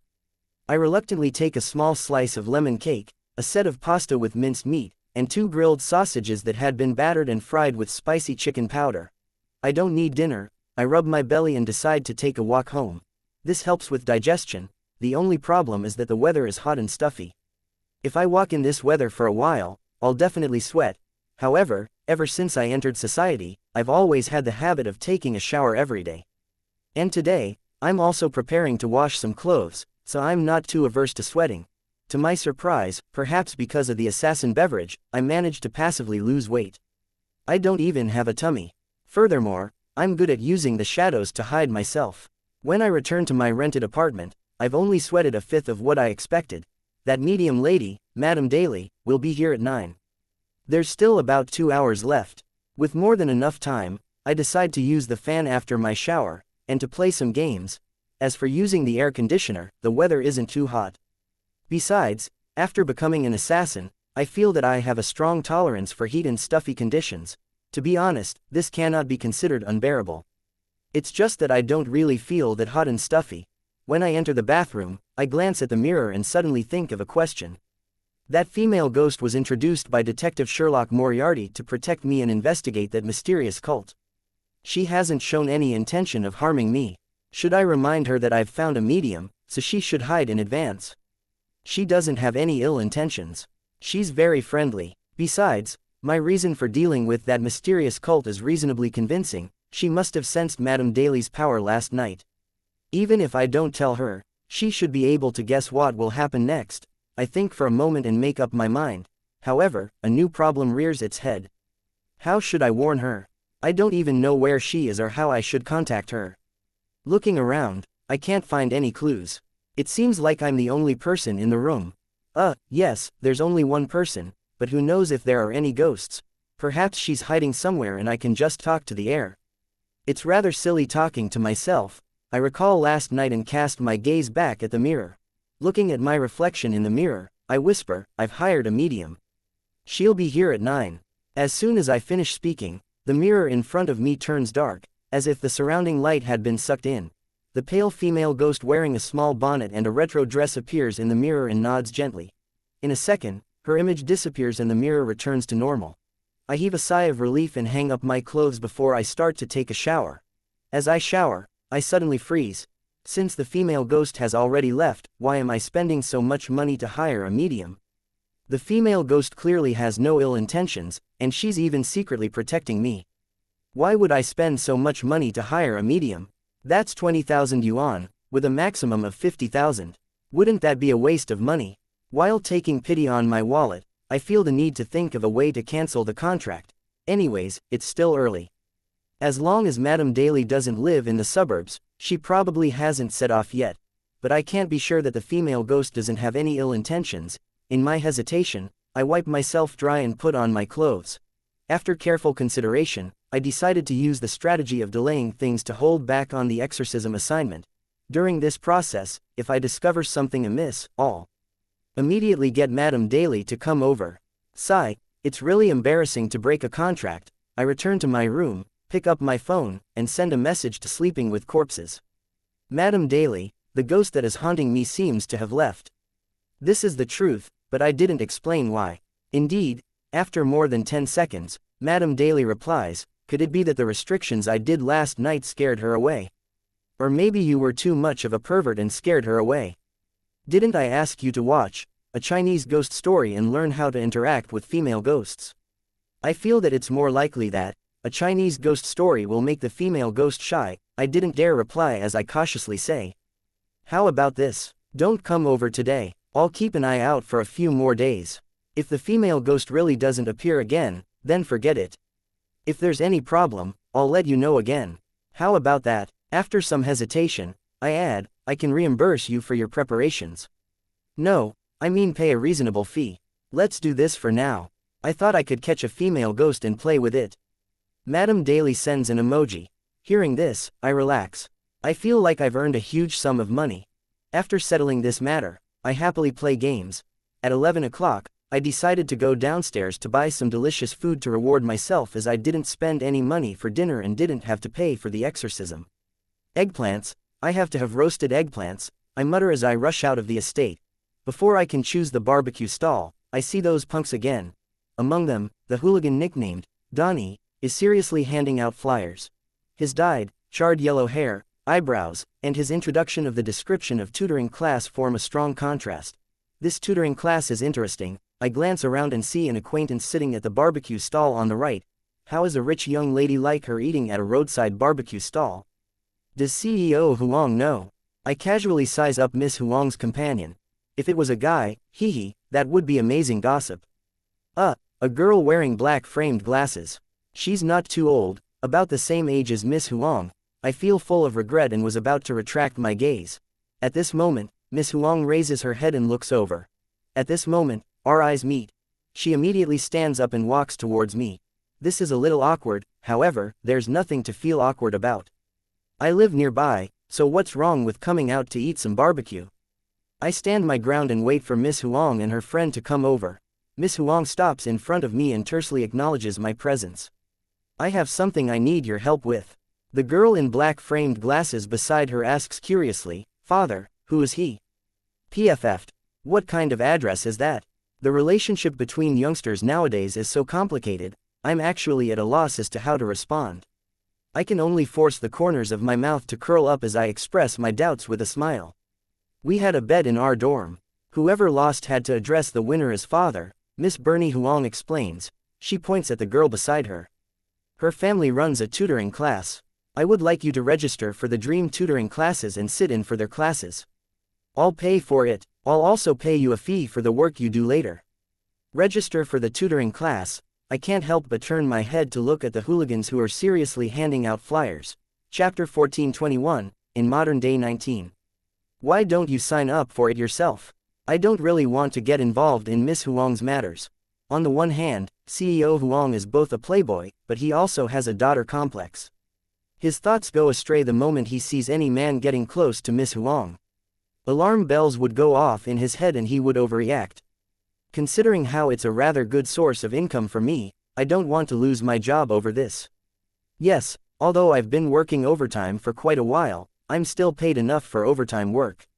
CEO Huang has always been generous in terms of remuneration. On the other hand, attending a tutoring class is so troublesome. If I have the time, wouldn't it be better to spend my time on something else? Of course, if it's just to scout for information, and I don't have to spend my own money, then I can do anything I like while attending the class as long as it doesn't affect the students around me. Miss Bernie Huang points at the girl in black framed glasses and says, her family's company and this company are competitors, and they know each other. Regardless of whether it's her or her staff at the tutoring center, they definitely won't be able to sign up for it. You can. I discover a blind spot. Miss Huang shakes her head. I can't either. The boss and part-time lecturer of this tutoring center knows me. You're kidding, I subconsciously ask. Miss Huang glances at the group of hooligans who are handing out flyers and says, she's Uncle I's granddaughter. Director I laugh. This is friendly fire, conflicts arising between people on the same side. Without waiting for Miss Huang and her daughter to speak, I sincerely give a suggestion. To be honest, why do you need someone to attend their tutoring classes? You can all work together. Everyone can establish an indirect relationship. You invest in me, and I'll invest in you. Wouldn't a merger be better? Only by becoming larger and stronger will you be able to fight against other tutoring center chains. With that said, I silently apologize. Sorry, I've been reading more business reports recently. I'll consider that. However, we have to first grasp the style and quality of their tutoring classes before we can talk about anything else, Miss Huang replies in a business-like manner. This is the result of an in-home upbringing, I sigh inwardly and casually say. Then you can find a random passerby. They aren't trustworthy. I still have to do background checks. It's too expensive to find a professional company. The cost is too high. Miss Huang answers the questions that I haven't even thought of. She continues, you don't need to attend the classes often. You just need to attend 4 to 5 lessons. After that, it will be up to your own preferences. 4 to 5 lessons, which means 1 or 2 weekends. I'll treat it as overtime. I hesitate for a moment before saying, I'll ask. Miss Huang and the girl in black framed glasses immediately replies, thank you. I then walk towards the group of hooligans and stop in front of the guy whose hair and eyebrows are dyed a charred yellow. Donnie, this definitely isn't a proper nickname. It's best that I don't address him like that, lest we fight on the spot. Although I'm already an assassin and am unparalleled, there's no need for that. I cough lightly and say, what are the fees like for the tutoring classes? The hooligan with the yellowish eyebrows looks at me with a happy expression and says, it depends on the situation. For example, what kind of class you'll be taking. Is it an evening class, weekend class, or classes during the daytime? All of them have different prices. Also, what do you primarily want to learn? Foreign languages, mathematics, Chinese, history, or everything? And what level are you at? Of course, it has to be weekend classes. I usually don't have time. I'm dead tired after work every day. I just want to have some fun. Considering how I had to receive a foreign VIP previously, I reply, weekend class, foreign languages, more verbal in style, adult standards. It's best to be more business-oriented. Sure, no problem. The hooligan nicknamed Donnie turns over the flyer in his hand and hands it to me. Weekend business English classes, 8,888 yuan a semester. He rambles on. I'll consider it. I take the flyer and say, when can I sign up? The registration period is currently underway. There are discounts for registering now. It only costs 6,666. The location is the address on the flyer. 9 a.m. to 5 p.m. in the morning, Donnie introduces in detail. Is that so? I look around and casually ask, this is the first time I've seen people handing out flyers at night. Don't you guys have time to rest? We have to wait for the barbecue anyway, so we're just handing out flyers while we wait. Moreover, the foot traffic is the highest here at night, Donnie explains indifferently. I see. I ask, what's your name? Do I need to mention your name when signing up? I would like to confirm if they get any commissions from successfully recruiting students when handing out flyers. No need. There's no need. Donnie shakes his head in a slight daze. You don't get any commissions. All you do is hand out flyers. I press in puzzlement. Isn't this too professional? Besides, as a hooligan, what isn't better than handing out flyers? Upon hearing my words, Donnie is taken aback. He smiles and says, my main job is being a tutor at the tutoring center. I teach foreign languages. At this moment, I feel that this tutoring center is a little unreliable. It was at this time that their barbecue was done. The other hooligans stop handing out flyers and walk towards the stall. Donnie panics. Shit. Wait for me. As he runs to the barbecue stall, he turns around and says to me, my surname is Da. Call me Teacher Da. The accent of the foreign language sounds quite authentic. I shake my head and return to another barbecue stall to find Miss Huang and her dormitory daughter. I'll go take a look this weekend, I say simply. How much is it? The girl in black framed glasses asks. They claim that there's a discount. 6,666. I don't hide anything. Miss Huang nods. Perhaps there are other small expenses. I'll give you a total of 20,000. The rest will be considered your higher fee. No, I don't need that much. I originally wanted to modestly decline, but Miss Huang offered just too much. Okay, I exhale. Add me on WeChat, I'll transfer it to you. Miss Huang takes out her phone. Just as I'm about to scan her QR code, I suddenly think of a problem. Why don't you transfer it to her, and then she'll transfer it to me? The she refers to Miss Huang's dormitory daughter. Miss Huang is a little confused. If CEO Huang finds out that you transferred money to me privately, it would be a little troublesome, I say after some deliberation. When that happens, not only will I lose my job, I might even get run over by CEO Huang's car. Alright, Miss Huang tilts her head and says to the girl in black framed glasses, Katie, add him and transfer 20,000 to him. The girl obviously knows that Miss Bernie Huang has astonishing wealth and isn't worried that she would default on any debts. She takes out her phone and adds me on WeChat. Katie Huang, the name sounds like that of a family member. I glance at the girl's WeChat name and mutter to myself. After collecting the money, I point to the side. I'll be buying some barbecue. Shall we eat together? Miss Huang invites. No, no need. I'm very timid. At this moment, Katie Huang, the student in black framed glasses, takes out 2 bags of snacks. Thank you for your help. This is a specialty of my tutoring center. What are these? I glance at the 2 bags of snacks. Dried mushrooms. It's not worth much. It's made by a biology teacher under our employ. His family farms mushrooms, Katie Huang explains. Alright then, thank you. Since it isn't anything valuable, I accept it without qualms.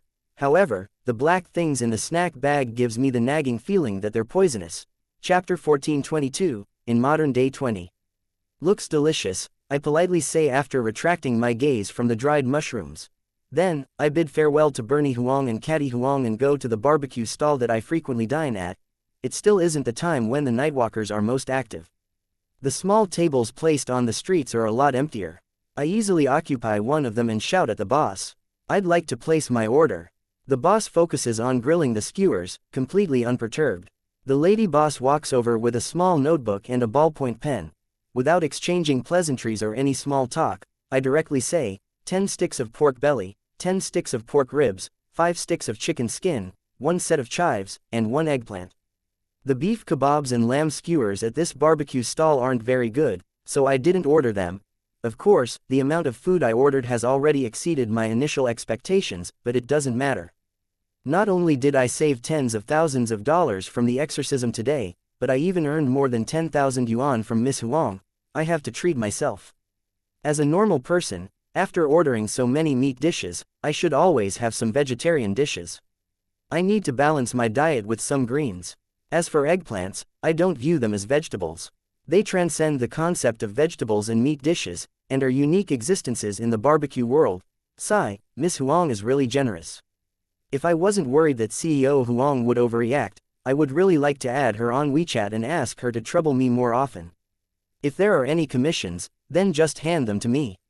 Of course, I can't take on things that are illegal in matters that go below the neck. I watch as the lady boss returns to the grill and repeats what I had just ordered. Looking around, I notice that the other tables are occupied by groups of 2s or 3s. There are also people like me who eat barbecue alone, but they choose to have it, to go, so as to eat it at home. It's good to have more people. That will allow us to eat a greater variety of food. We can even have a few drinks. I ponder for a while and feel that I should get someone to join me. Then, I suddenly think of a suitable candidate. Peng Deng, my childhood friend Peng Deng who lives nearby. Without hesitation, I take out my phone and send him a WeChat message. Come out for barbecue. With my understanding of this fellow, he definitely won't let go of the opportunity to rip me off. However, Peng Deng doesn't reply to my message. He's in a ranked game. I randomly guess the reason for this and start thinking about who else I could invite. In this city, I don't only have Peng Deng as a friend, but the rest of them live quite far away. It doesn't seem like a good idea to get someone to take a taxi all the way here to eat barbecue at around 11 in the evening. After all, I don't have anything to discuss with them, and I didn't make an appointment beforehand. It might be better to just eat by myself. I stand up and prepare to go to the nearby Family Mart, Lawson, or a local mini mart to buy some drinks. How can I not have cold drinks with barbecue?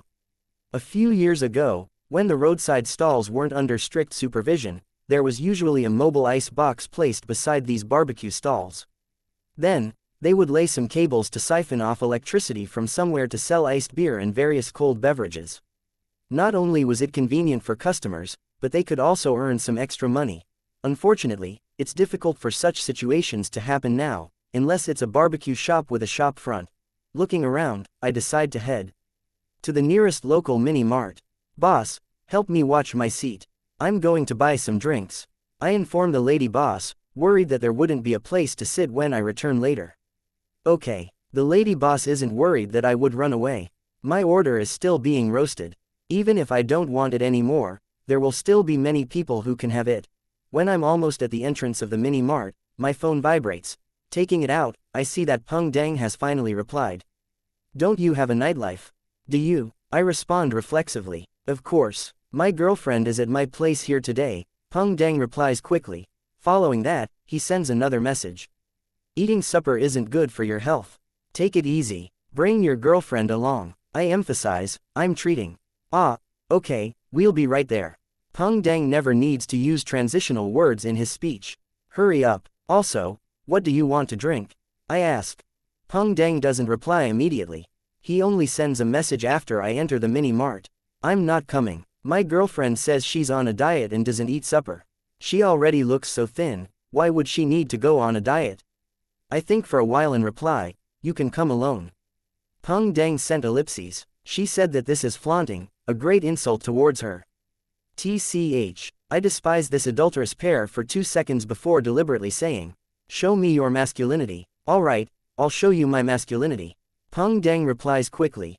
Oh, has the world turned upside down today? I'm stunned.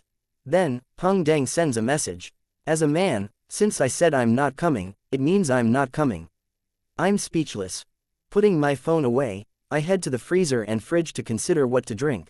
Frankly speaking, I don't like alcohol, but it's not that I can't drink it, it's just that I don't like it and feel that it tastes bad. Therefore, unless it's a request from a friend, I won't expressly buy alcohol. In all these years, there are only 2 types of alcohol that suits my taste. One is rice wine, and the other is ice wine. The thing they have in common is sweetness. As my gaze shifts, I see a strange man. He's actually wearing a shirt, vest, suit, and pants in the middle of the night, as if he had just attended a business dinner. This stands out in the stark contrast with a mini mart or barbecue stall. Oh, his eyes are red. He's quite handsome. I can retract my gaze. What does his attire have to do with me? At this moment, the young man walks over. He hesitates for a moment before asking, hello, can you give me directions to the nearest hospital? You don't know the way. I'm surprised. The man answers with hesitation, I just moved here. Oh, I point to the door. Turn right and walk straight when you're out. You'll be able to see the hospital when you turn right at the crossroads. Thank you. The man nods politely. I don't watch him leave as I continue to lower my head and choose my drink. After careful consideration, I buy a can of pineapple beer. These beverages are divided into 2 types, One is pineapple-flavored beer, while the other is pineapple-flavored carbonated drinks which don't contain any alcohol. It only contains a slight beer taste to drive away the heat. Without a doubt, I choose the latter. After exiting the mini-mart and returning to the stall, I wait for a while longer before I finally see my barbecue. Just as I'm about to enjoy it, a figure appears in front of me. The red-eyed man in the three-piece suit walks over and politely asks, "Hello, can you give me directions to the nearest hospital?" "You just asked me." I point that out. The man seems to finally recognize me. His expression changes as he blurts out, "I'm lost again." "Why are you saying, again?" I wonder. Chapter 14:23, in modern day 21. Looking at the young man with bright red eyes, I snap to my senses. The first thought I have is, what a waste of a handsome face. After 2 seconds, I become somewhat worried. Is this guy mentally challenged, or just simply mental? Is he the type of person who easily loses his way to the point that a missing report pamphlet is handed out the very next day? No, he answered me very fluently just now. He looks fine on the surface, perhaps he's just bad with directions. Whoa, how can someone like this be allowed outside the house on their own? I hesitate for a moment before asking, "Do you have your family's number? Do you need to give them a call?" The man's expression instantly turns extremely ugly, giving off the feeling that he wants to bury his head in the ground. "There's no need," he answers firmly. "It was just a mistake." A mistake. I wasn't focused, as I was thinking about other problems. "There's no need to explain," I immediately respond. "Trying to explain it just shows your attempts to hide things," I add inwardly. Following that, I stand up, turn around, and point at the end of the road. "Follow this path to the crossroads, then turn right, understand?" Turn right. I move my right arm as I face the same direction as him. The man gloomily says, "I'm not a juvenile. I'll concentrate this time. There definitely won't be a problem." I ignore his emphasis and instead remind him, "If you encounter any more accidents, you can look for the police." I originally wanted to mischievously say, "Mr. Policeman," but since he has already said that he isn't a juvenile, I'll just forget about it. However, is this guy living in some stage play? His choice of words are quite literal. Juvenile. Using the term, primary school student, would be more down to earth. The man falls silent for 2 seconds before taking a deep breath. "You're welcome." I suppress my urge to make a joke. After watching this guy walk far down the road, I sit back down and enjoy the barbecue. I have to say that meat kebabs have to have fat in order to be delicious. Otherwise, they need to be marinated. Otherwise, it would definitely be dry, woody, and tasteless. In this aspect, chicken skin is definitely the type of food that can take up the challenge. In my heart, it's better than pork belly. However, the chicken skin's quality is hard to guarantee. Some barbecue stalls use the kind that were frozen for God knows how long. As for the one I chose, I can be quite certain of its standards. I bite down on a piece of condiment-infused chicken skin that's been coated with grease. Combined with a mouthful of pineapple and the chilling taste of beer, I find this summer evening simply wonderful in a way that cannot be described. This pineapple beer isn't bad. It's refreshing and quenches my thirst. I'm completely engrossed in the food to the point that I even neglect my phone. Meat, chives, eggplant, and an iced beverage. As I take in this assortment of delicacies, the food in front of me decreases. Phew, nice, I rub my belly in satisfaction. In the next second, I start to have regrets. No, I have to control myself. What if I get fat? In the near future, I can only indulge myself once a month. No, once a week. While I'm in a dilemma, I look up and see a figure. He's wearing a three-piece attire that isn't suited to proper nightlife. He has 2 bright red eyes. Almost at the same time, the figure seems to sense my gaze. He turns his head and casts his gaze at me. Me. Him. "Why the fuck are you back? Don't tell me that you got lost." The man stands by the roadside, neither advancing nor retreating. He seems to be embroiled in an intense inner struggle. I look around, but I don't see any patrolling policemen. I hesitate for a moment before standing up and walking towards the man I've already paid for the barbecue when the kebabs were delivered, so the lady boss doesn't stop me from leaving. Why don't I take you there? I don't mention the fact that he's lost. As a person, one has to know when to joke and when not to. The man's expression changes. After a few seconds, he whispers, "All right. Let's go." I turn and lead. "Thank you." The wind nearly scatters his voice from behind. As I walk along the road to the crossroads, I casually chat. Which country are you from? You speak pretty good Mandarin. I'm a minority. The man hesitates for a moment before replying. Oh, no wonder. Which ethnic group are you from?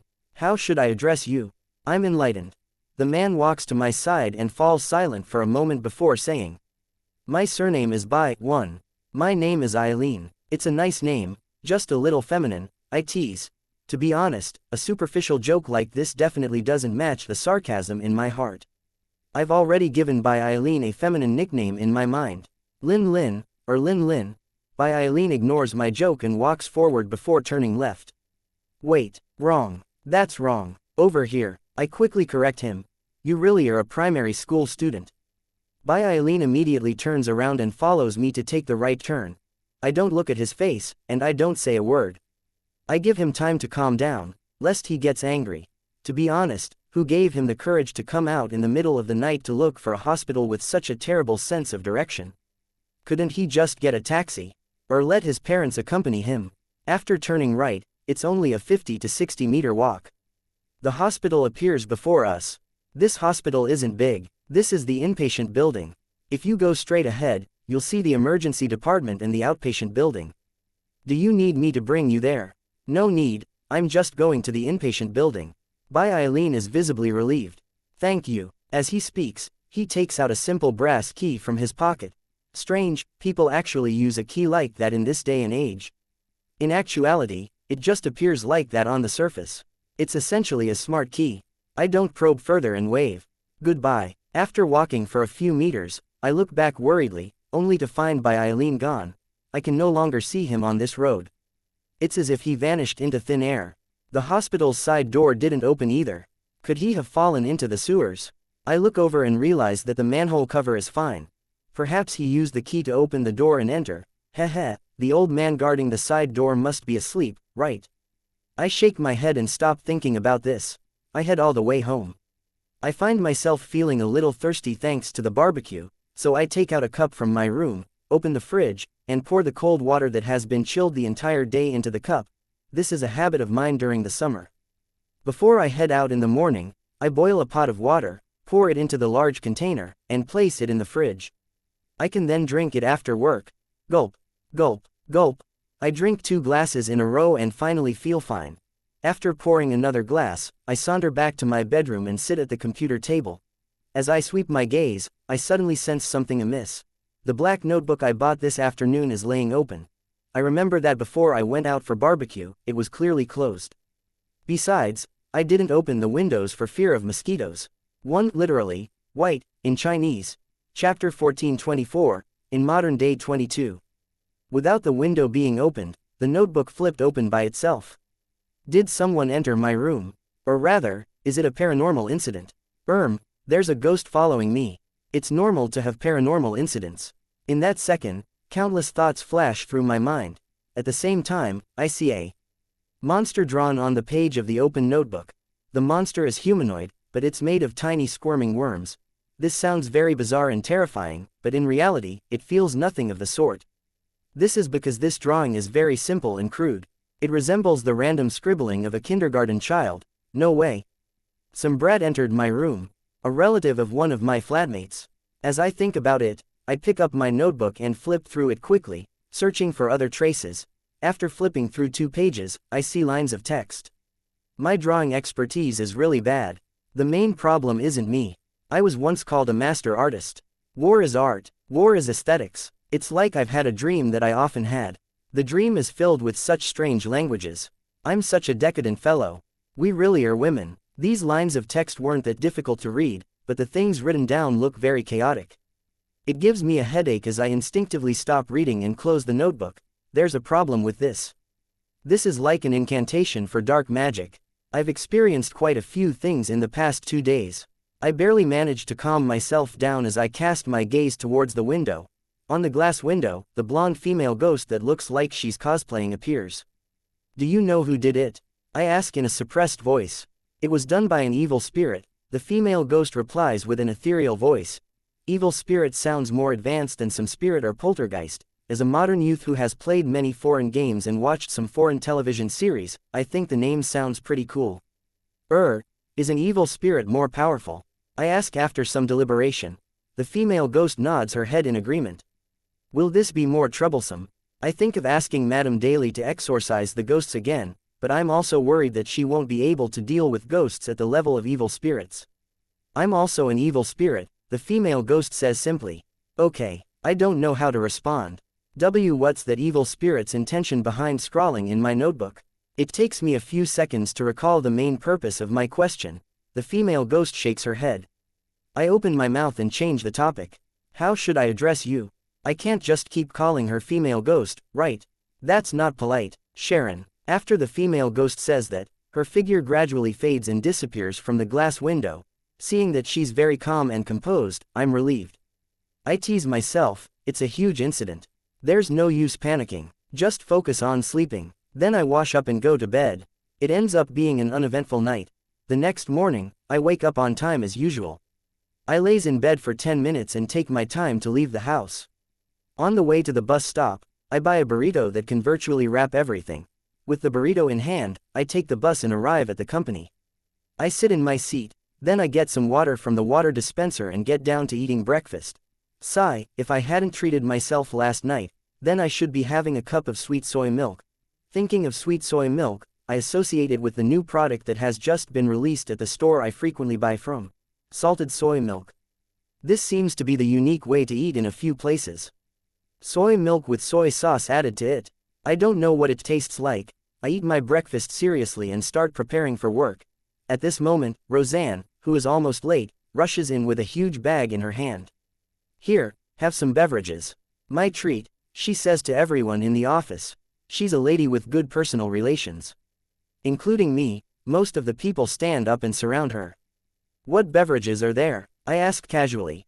Roseanne puts down her bag and hands the bag to everyone. I bought a lot of bottles to get what I wanted. They all have different flavors. Sigh, if you're alive, then you should have a gambler inside you. Come, let's see what I picked. What in the world is she talking about? I'm beginning to doubt Roseanne's ability to express herself. However, I still understood the last sentence. I quickly reach into the bag and take out a beverage. I wonder what flavor it will be. Just as I have this thought, I see a familiar bottle design. It's a bottle formed by twisted snake-like patterns. This is very similar to the assassin beverage I drank before, but the color is a little different. It was black before, but now it's blue. I quickly turn the bottle around and see the name on the front. Instigator. Aren't you going to drink it? You don't like this. Why don't you drink this last bottle instead? Roseanne points at the last bottle in the bag, puzzled. The beverage bottle is like a ball of extended flames. It's very cool. No, I'm just thinking, I subconsciously refuse, searching for an excuse. As these thoughts flash through my mind, I blurt out, I'm wondering if I should match it with some snacks. As I speak, I take out the snack that was given to me by CEO Huang's non-blood related granddaughter, Catty Huang. That small bag of dried mushrooms. Chapter 1425, in modern day 23. These dried mushrooms don't look very delicious. Roseanne looks at the bag of dried mushrooms in my hand seriously for a few seconds before replying hesitantly. It's obvious that she's a little embarrassed to say that the mushroom looks dry and black. It causes alarms to go off, and it can hardly whet up an appetite. After all, I'd offered it out of kind intentions. I take this opportunity to change the topic. What's your drink called? Roseanne immediately turns around and picks up the beverage bottle on the table. She says with a smile, this is it. The design looks cool, right? The beverage bottle has a streamlined design with a footprint theme. The name is Reporter. That's different from mine. I politely compliment, looks good. Roseanne twists the cap that has been opened a long time ago as if she's preparing to take a sip. I instinctively want to stop her, but after opening my mouth, I realize that I don't have a reason. Furthermore, a third of the Reporter beverage is gone. This means that Roseanne has already drank it. There's no point in stopping her now. Gulp, Roseanne lowers the bottle and twists the cap back on. It doesn't taste bad. Try it. Okay, I say perfunctorily. Roseanne doesn't urge me any further. Instead, she points at the remaining beverage bottles in the plastic bag. You can also switch bottles. No need, there's no need, I reply without hesitation. Either way, I don't intend to drink it. It doesn't matter if I switch it or not. After 2 seconds of deliberation, I look at Roseanne and probe, How do you feel after drinking it? Any special sensations? Special sensations? Do you think this is a drug? It's moderately sweet and refreshing. The fragrance will definitely be better after chilling it. Roseanne says, a little pissed. She doesn't look like she's lying. This means that she probably didn't obtain superpowers from the reporter beverage. I subconsciously survey my surroundings and realize that my fellow colleagues have more or less drunk some of Roseanne's beverages, but none of them show any signs of abnormality. They don't even appear dazed or confused. Could it be that only the assassin beverage I picked last time has a special effect? I wonder if that's considered being lucky or not. I quickly control my doubts and wave the instigator beverage in my hand. I'll need to get down to work. Go ahead, don't let me stop you. Roseanne waves her hand casually. Returning to my seat, I sit down. I look at the instigator beverage in front of me and fall into deep thought. After about 20 seconds, I use my large mug meant for drinking water. This is something I prepare for taking pleasant gulps of water. I open the cap of the instigator beverage and pour the liquid inside. Although I don't plan on drinking this beverage, I'm curious about what the liquid inside looks like, and whether it contains some special powers. Splash. I pour all of the instigator beverage into my mug. That's too little, isn't it? That definitely isn't 500 milliliters. I can't help but look down on this beverage's manufacturer. My mug isn't small, but it usually can't hold the entirety of a 550 milliliter bottle of mineral water. In other words, while there appeared to be quite a bit of instigator in it, the manufacturer had actually cut corners. It's dark blue. It's clear, and it's quite enticing. I carefully observe the liquid in the mug and gather some preliminary information. Other than that, the drink is no different from anything else, at least not on the surface. After some thought, I decide to throw something into the mug to see if there will be any changes. What do I throw? I look around when I suddenly get a bout of inspiration. Those dried mushrooms. Anyway, this isn't something I plan on eating, so I can use it for experiments. I really am a genius. Without any hesitation, I tear open the packaging and throw the black dried mushrooms into the dark blue liquid. Watching them stretch out and expand slightly, there aren't any changes. I'm starting to think that I'm overthinking matters. Suddenly, messages come from my work's chat group. I start to get busy. About 15 minutes later, I finish my work and raise my head, preparing to stretch my neck. Suddenly, I see a mushroom. A white and tender mushroom with red star dots all over it. Where did this mushroom come from?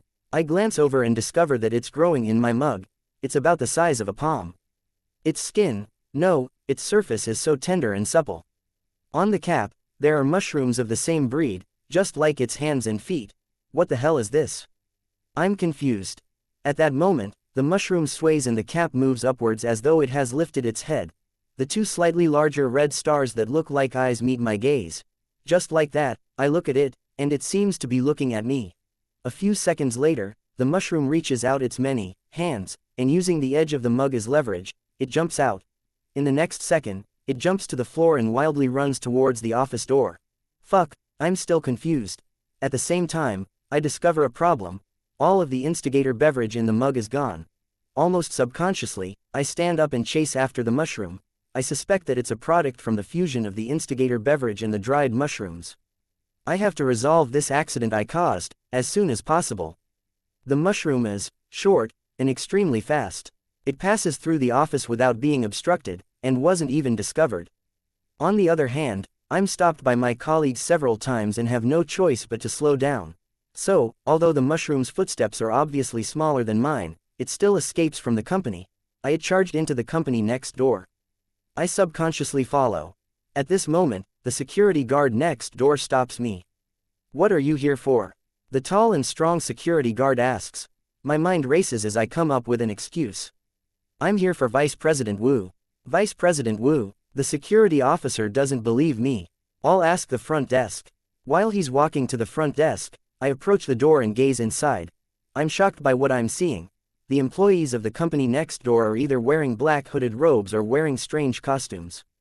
They're dancing with something similar to an employees' dance for business. A cosplay convention, a masquerade ball. It's only 9 in the morning. I'm confused again, forgetting to sneak inside. What's your boss doing? I ask when the security guard returns. It's so strange. The security officer shakes his head. I'm just a worker. Tisk. The moment I hear that, it's obvious that he's trying to draw a clear line between him and them.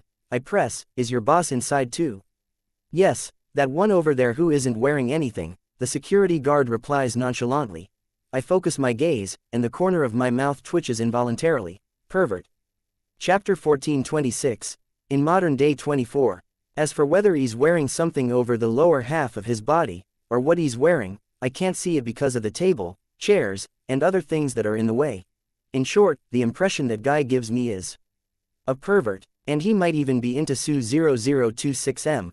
Of course, it's unclear whether he's a real pervert or just cosplaying. Alright, you can go in now, the security guard says casually. Huh, I doubt my ears. I had lied about being here for Vice President Wu in my rush to give an excuse.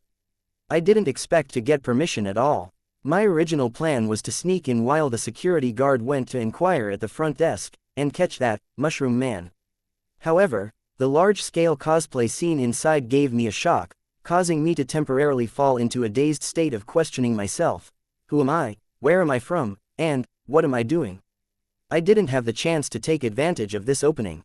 Vice President Wu has given you permission to enter. Why? Do you not understand what I'm saying?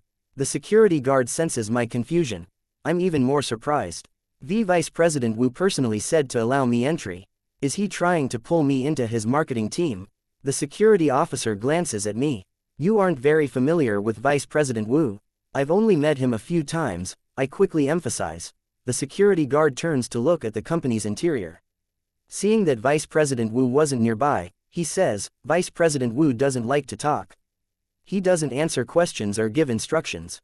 Later, we figured out the rules. Whatever he doesn't object to on the spot is him giving tacit approval for. Is that so? But it could also be because of other reasons. I once knew a friend who wasn't smart and had a slow reaction. He only understood the first joke when someone was beginning the second joke. Perhaps Vice President Wu is such a person. He doesn't answer the question because he's still digesting the information. He needs more than 10 minutes to think about the answer. I don't argue with the security guard and just mutter inwardly. Since I have an opportunity like this, I obviously wouldn't care if Vice President Wu really acquiesced or if the creator had given him looks but forgot to give him intelligence. I immediately walk past the security guard and enter the neighboring company. I carefully circle the edge of the room, which is in a noisy din with all kinds of crazy dancing happening, searching for the mushroom man I created by mistake. Skull decorations, blood-colored juice, painting made of leather. This, not only is the perverted boss next door a multi-level marketing person, but he also believes in some strange cult. As I scan my surroundings, my heart beats faster as my urge to escape increases. If I wasn't already an assassin and was able to do a leap of faith and be in possession of extraordinary powers, I definitely wouldn't have dared to stay any longer. As I walk, I see a long table filled with breakfast. At this moment, a man in a long black robe with a hood suddenly turns his head and looks at me. Who are you? He asks hesitantly. I reply without any scruples, I'm cosplaying an employee. Just because all of you are cosplaying cultists or all kinds of strange figures, does that forbid me from doing a serious role? Employee? The man repeats my words in confusion. He doesn't seem to have a high IQ, that's true. If I'm doing a MLM business, I'll definitely like this kind of member more. They're easy to deceive. I take this opportunity to walk past the black-robed man and to the long table. As I sweep my gaze, joy suddenly surges in my heart. I see that mushroom man. It's lying in a pile of roasted mushrooms, wrapping itself with a layer of sauce, pretending to be ordinary, normal food. However, its seductive aura betrays it. Even though there's a lot of food on the long table, it still stands out. It doesn't seem to have a high IQ as well. I pretend not to notice as I slowly approach. Then, I extend my hand toward the mushroom man. At this moment, a fork stabs the mushroom man, and lifts it up before I can get to it. The mushroom man attempts to struggle, but to no avail. It's stuffed into the mouth of a beautiful-looking man with a fork and is chewed. Poor thing. As it had no mouth, it was eaten by the other party before it could even scream. What's wrong? The man with the androgynous looks asks in a muffled voice while eating the mushroom. Are you all right? I ask hesitantly. Gulp, the beautiful man swallows the last mouthful of mushroom. I'm good. Really? You're fine? I ask subconsciously. I have a nagging feeling that a strange creature like the mushroom man wouldn't die so easily. I'm fine. The beautiful man shakes his head. I'm with Vice President Wu. How may I address you? I carefully observe the other party's condition. The beautiful man's expression sinks. I'm Mr. A. I stare at him for a few seconds before smiling. I'm heading to Vice President Wu's side. Without any hesitation, I maintain my smile and quickly leave the long table and walk out the door. After leaving the neighboring company, I turn to the stairwell and hold in my expressions. I take out my phone. Hello, is this the police? I found the site of a large-scale pyramid scheme. Chapter 1427. In modern day, 25. I honestly inform Mr. Policeman about my suspicions of the company next door. After all, this company has existed since before I was employed at my present company. To be able to remain hidden for so many years meant that they knew how to hide the evidence and cover up their tracks. Also, I actually can't prove that the company next door is involved in a pyramid scheme. Strange costumes and eccentric behavior are never valid charges. The reason I called the police was because I was worried about Mr. A's safety. He had eaten that mutated mushroom man. Who knew what would happen if he waited a little while? It wasn't as though I could monitor him and resolve the problem in time. As for whether the police could solve anything that involved supernatural events, I'm quite confident. This is a result of simple deduction through logic. The medium who's good at exorcism, Madame Dai, is Officer Deng's fiancé. The police department collaborator, Old Neil, is also sensitive to ghosts and obviously has a solution for dealing with them. The mysterious cult that Officer Deng reminded me to watch out for can create extraordinary beings. Based on these points, it's easy to conclude that the police have a deeper understanding of supernatural powers. Since they have a deeper understanding, they definitely wouldn't lack the strength and solutions to deal with it. Putting away my phone, I glance sideways at the company next door. That's still normal. Suppressing my concern, I return to my desk and start working. I'm plagued by all kinds of trivial matters from my last project the entire morning. I was so busy that I didn't even have time to poop on company time. As noon approaches, my phone suddenly buzzes. I pick it up and see an unfamiliar number. Who is it? A scammer, some advertising agent. It's not listed. I mutter as I pick up. Hello, were you the one who called the police? You said that Aurora Company at 10 to 188 at Fengfei Road is suspected to be involved in a pyramid scheme. A slightly tired voice comes from the other end of the phone. The police are already here. Have they done the investigation? At that moment, questions flashed through my mind before a scene surfaces. The cosplayer cultist, Mr. A, who looks like a beautiful man, is covered in mushrooms with golden spots. He wobbles as he walks towards the police. How terrifying! I can't help but shiver and hurriedly reply, yes, I called the police. I think their behavior is very suspicious. Did you find anything? They're a legit company. The policeman on the other end of the line sighs and says, you can't think that they're involved in a pyramid scheme just because they hold parties early in the morning. There are countless companies that shout slogans and even dance every morning. But, one look at their gathering and you can tell it's not normal, I subconsciously retort. The policeman on the other end of the line says helplessly, can't they cosplay in the morning? Can't they have a masquerade party in the morning? You can complain about them disturbing the peace, but you can't say that they're running a pyramid scheme. They already explained that this is the company's corporate culture. Can we define a company with such corporate culture as a cult? I originally want to say that, but when I think about the news of punishing employees to crawl like dogs, I feel that the company next door hasn't gone too far. Yes, I'm sorry, I was too sensitive, I apologize hastily. The policeman on the other end of the line heaves a sigh of relief. Don't do this again in the future. Without waiting for him to finish, I forcefully interrupt, did you discover anything? Was there anyone who got food poisoning because of mushrooms? What can we discover? They're all working hard, the policeman on the other end of the line says impatiently. He emphasizes that I shouldn't be too sensitive and hangs up. It seems Mr. A is fine. I'm relieved. I stand up and look around. At this moment, there are only 2 or 3 people left in the office waiting for their food to be delivered. The other colleagues have already gone to the office canteen on the 2nd floor. CEO Huang has always been very generous to his employees. He gives plenty of meal allowance, but all of it is transferred to our employee card. It can only be used at the canteen. Of course, the company canteen standard is quite good. Regardless of the ingredients, quantity, or culinary skills, they're all satisfactory. The only problem is that there isn't much variety in staples, only rice, noodles, and wontons. Some of the employees can only rely on delivery food when they want to eat rice noodles or pancakes. To me, this doesn't pose a problem. As long as the dishes have variety, it doesn't matter what the staple is. It would be a waste not to use my meal allowance. It's not like it can be used outside. Rubbing my stomach, I open my drawer, take out my employee card, and run towards the elevator. After entering the canteen, I look for a window seat first.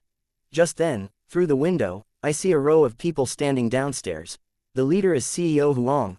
CEO Huang quickly gets into a Rolls-Royce, and it drives off behind another car. I know that leading car. I just sat in it yesterday. It belongs to our partner company's Rosago. Thinking of this racer, I suddenly feel a little nauseous. I feel like I'm suffering from motion sickness. This, Mr. Zarathustra has arrived via high-speed rail. CEO Huang is going to personally fetch him. He places great importance on this. I rein in my thoughts and cast my gaze back at the food selection window. Besides, this job has already been handed over. What happens next has nothing to do with me. After having a perfect lunch, I saunter back into the office and lean my neck against a neck pillow. I have a habit to sleep for a while at noon, or else I'll be groggy in the afternoon. And I need to listen to music during my afternoon nap to avoid being disturbed by the random noises in the office. I quickly put on my inner ear headphones, open on a music player, and start searching for today's lullaby. There's a new song. It's from overseas, and it's doing pretty well. I glance at it, my interest piqued. During my afternoon nap, my music of choice has always been more inclined towards songs in foreign languages, because if I don't focus on listening, it won't be easy to understand, and I wouldn't care too much about the lyrics. I won't let my imagination run wild. The reviews are okay. I quickly decide to buy the song. When translated, the song's title is Advance. Advance. Its singer is Alger Wilson. I check the information on this singer and find that he is rather inspirational. He was originally just a crew member who drifted out at sea, but after much hardship, he became a singer. Chapter 1428, in modern day 26. In a daze, I open my eyes. Holy shit, when did I fall asleep? I have no recollection at all. I glance around blankly and find my colleagues working in their respective cubicles. I only remember that I was getting ready to listen to a song, and here I am. Did I black out? I didn't drink. Ouch, my head hurts. I'm so dizzy, I want to vomit. At this moment, I feel like I've just woken up from a hangover. Of course, this is just a feeling, as I've never been drunk. Raising my hands to rub my temples, I glance at the music player and find that it has stopped playing. Advance. Advance. Yes, I was listening to this song. I can't remember its melody at all. Puzzled, I click on the song's reviews again. Nice. An unprecedented experience. Excellent pleasure. Because I've read the reviews on the first few pages, I only take a few casual glances and scroll to the end. Thank you so much for this song. It cured my chronic insomnia. The purest and most punk death rock. This song made me faint.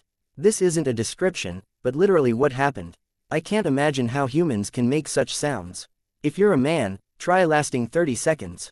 This song is a little problematic. I won't listen to this so-called death rock again. I grit my teeth for a few seconds before deciding to add another review. An unprecedented form of music. It transcends human understanding. I have to let others experience it too. I can't be selfish. After getting a preliminary explanation for the mysterious blackout, I take off my headphones and prepare for work. However, my head is dizzy and my forehead is throbbing in pain. From time to time, I feel disgusted. This is a lot worse than the heat stroke I previously suffered from. Even the office's powerful air conditioning is unable to ease my discomfort. No, I have to go to the hospital for a checkup. I feel like I'm going to crash. I try to calm myself down, but I still can't hold on. Luckily, CEO Huang has always been generous. Every employee has 2 days of paid medical leave without a doctor's note. I quickly write a request for time off and head to Director I's office to ask for his signature. Perhaps it's because my complexion is really bad, Director I doesn't make things difficult for me. Out of concern, he even asks me if I need someone to send me to the hospital.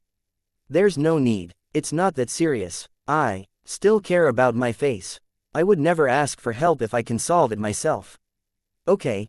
Go back and have a good rest. If there's anything urgent in the afternoon, I will arrange someone else to do it. Director I doesn't insist. Out of the building, I get a rideshare without hesitation. I don't put on a strong front by taking the bus. I've always been willing to spend money when the time calls for it. Mushu Hospital. Very soon, the car arrives. I board it and first verify my destination. Mushu Hospital is one of the better public hospitals in the surrounding areas, but it's not one of the best. Hence, there are fewer patients and there wouldn't be a long line for the emergency department. The hospital that Eileen went to last night is at the district level. Although I haven't been there before, I have a nagging feeling that it's very reliable. Okay, the driver answers simply and starts the car. Time ticks by as I gradually feel alive. My head isn't that dizzy anymore, and I no longer have cold sweat. The throbbing pain completely disappears. Holy fuck, did I choose a hospital that's too far away? I'm scared that I'll be alright by the time I make it to the hospital. I can't help but have a strange thought. As it turns out, this isn't wishful thinking. When the driver arrives at my destination, I'm completely awake and alive. I even feel a little hungry. There's no need to go to the emergency department. After a round of inspection, I'm certain I'm in a good condition. Thus, my only option is to enjoy this spare time for myself. After all, I've already taken time off, and there's no way to cancel it. Return home to play games. Find a movie to watch. Ah, right, I still have to register at the dream tutoring classes. I can't not do anything after being paid.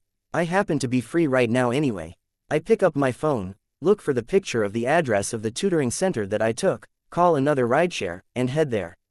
Hello, I'd like to know more about your tutoring class. I don't directly say that I'm going to sign up while facing the male receptionist. To be honest, I think this tutoring center is a little strange. It actually uses men as receptionists instead of women. I'm not discriminating against men, but I feel that women are more patient and gentle. The receptionist briefly introduces the courses they have before asking, "What would you like?" This fellow is so silly that he's comparable to that Donnie. Is this the theme of this tutoring center? I cough lightly and say, "Weekend, Business English. This is the best course out of our dream tutoring classes. Our principal is in charge of it, and she has even invited a few foreign teachers, real foreign teachers," the receptionist says without end. "We can still get you a discount if you sign up now. The original price is 8,888 yuan, but it's only 6,666 now. Is your principal very capable?" I take the opportunity to ask. The receptionist points to the corridor. She's been studying abroad for many years and has mastered a lot of languages. She even has a PhD in education. I trace the receptionist's finger and gaze at the ajar classroom door in the corridor. The one holding the class is a woman. Her side is facing the outside, and she's wearing a pair of loose jeans. Her upper body is wearing a white slim-fit shirt with flowers. Her hair is dyed brown, and she has tied her hair up in a bun. In addition, based on my assassin vision, I can clearly see the principal's side profile. She's not too old, only in her 20s. She has some baby fat on her face, and the contours of her face are very exquisite. She's probably pretty good looking. Our principal is very knowledgeable. Other than being a polyglot, she knows how to draw, do oil paintings, sketches, watercolor paintings, and all kinds of paintings. She also knows how to appraise antique and different musical instruments. She's practically an all-rounder. The receptionist's tone is filled with admiration. Just as I'm about to respond, a man walks into the tutoring center. "Look, this is our foreign teacher, Mr. Anderson Hood." The receptionist immediately introduces him. He's proficient in at least 10 languages. He can communicate with you alone and train your accent. From the corner of my eye, I see a foreign young man with blonde hair and blue eyes. He's wearing a white shirt and black vest. With the intention of testing him, I switch to English. "Hello, what languages do you know? How long have you been teaching at this tutoring center?" The tutor named Anderson Hood has his hands in his pockets as he smiles and says, "Blah blah bluko." What is he saying? Also, why does this guy look so familiar with the way he has his hands in his pockets? Anderson glances at me and chuckles. "How is it? My Mauritian Creole isn't bad, right?" This time, he uses English. He then translates it into Chinese. "I don't understand," I answer honestly. I can't be sure what language he said the first time. Anderson tsks and says, "It looks like you don't have any talent in languages. Why don't you learn how to paint from me?" Chapter 14:29. In modern day, 27.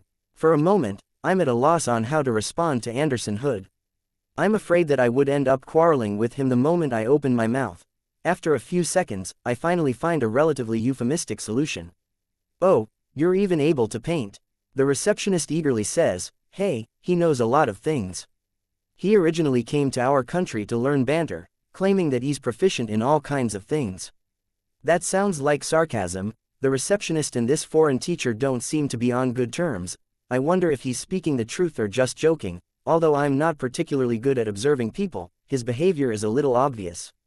"Haha, if you wish to learn banter, I can teach you as well," Anderson Hood says with a well-enunciated Chinese accent. "We'll see. I'm a little confused about the current situation, and I have no choice but to say something perfunctory like, 'I'll check my schedule.'"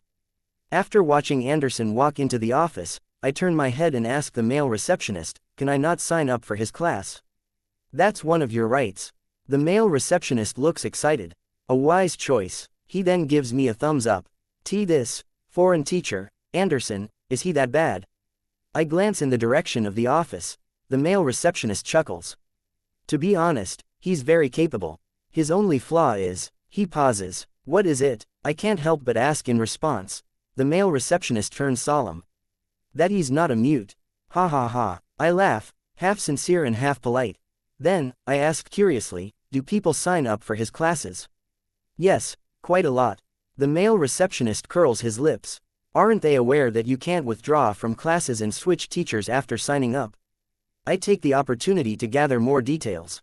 "No." The male receptionist quickly corrects me. "We have one trial lesson. If you're not satisfied, you can switch to another teacher." He pauses and laughs. "Well, you know, some people just like to get mocked and trampled on. It sounds like they have a special fetish." I stop asking further. "Then I'll sign up for your principal's class. Are there weekend classes?" "Yes." The male receptionist quickly does the introductions. I don't waste any time. After paying 6,666 yuan, I sign up for the Dream Tutoring Classes Weekend Business English class. After leaving the Dream Tutoring classes, I don't leave the building. Instead, I find a quiet corner and take in the feel of the air conditioner. I then make a record of today's events. To be a commercial spy, one has to act like a commercial spy. I have to live up to Miss Huang's payment. Done. I casually tap my phone and look at the department chat to prevent myself from missing any important notices. "Roseanne, take note, CEO Huang is bringing a VIP over to visit. Everyone, please be more professional." VIP, oh, that client named Zarathustra. Heh, I actually missed him again. Looks like we aren't fated to meet. I hold my phone and consider what to do next. It's rare for me to have free time in the afternoon on a non-weekend day. I can't waste it. I'll go catch a movie. There shouldn't be a lot of people at this time. With that thought in mind, I immediately head to the larger mall next door. Then, I take the elevator to the 4th floor and start searching for the cinema. There's a signing event. Looking around, I see many people lining up at the entrance of a large bookstore.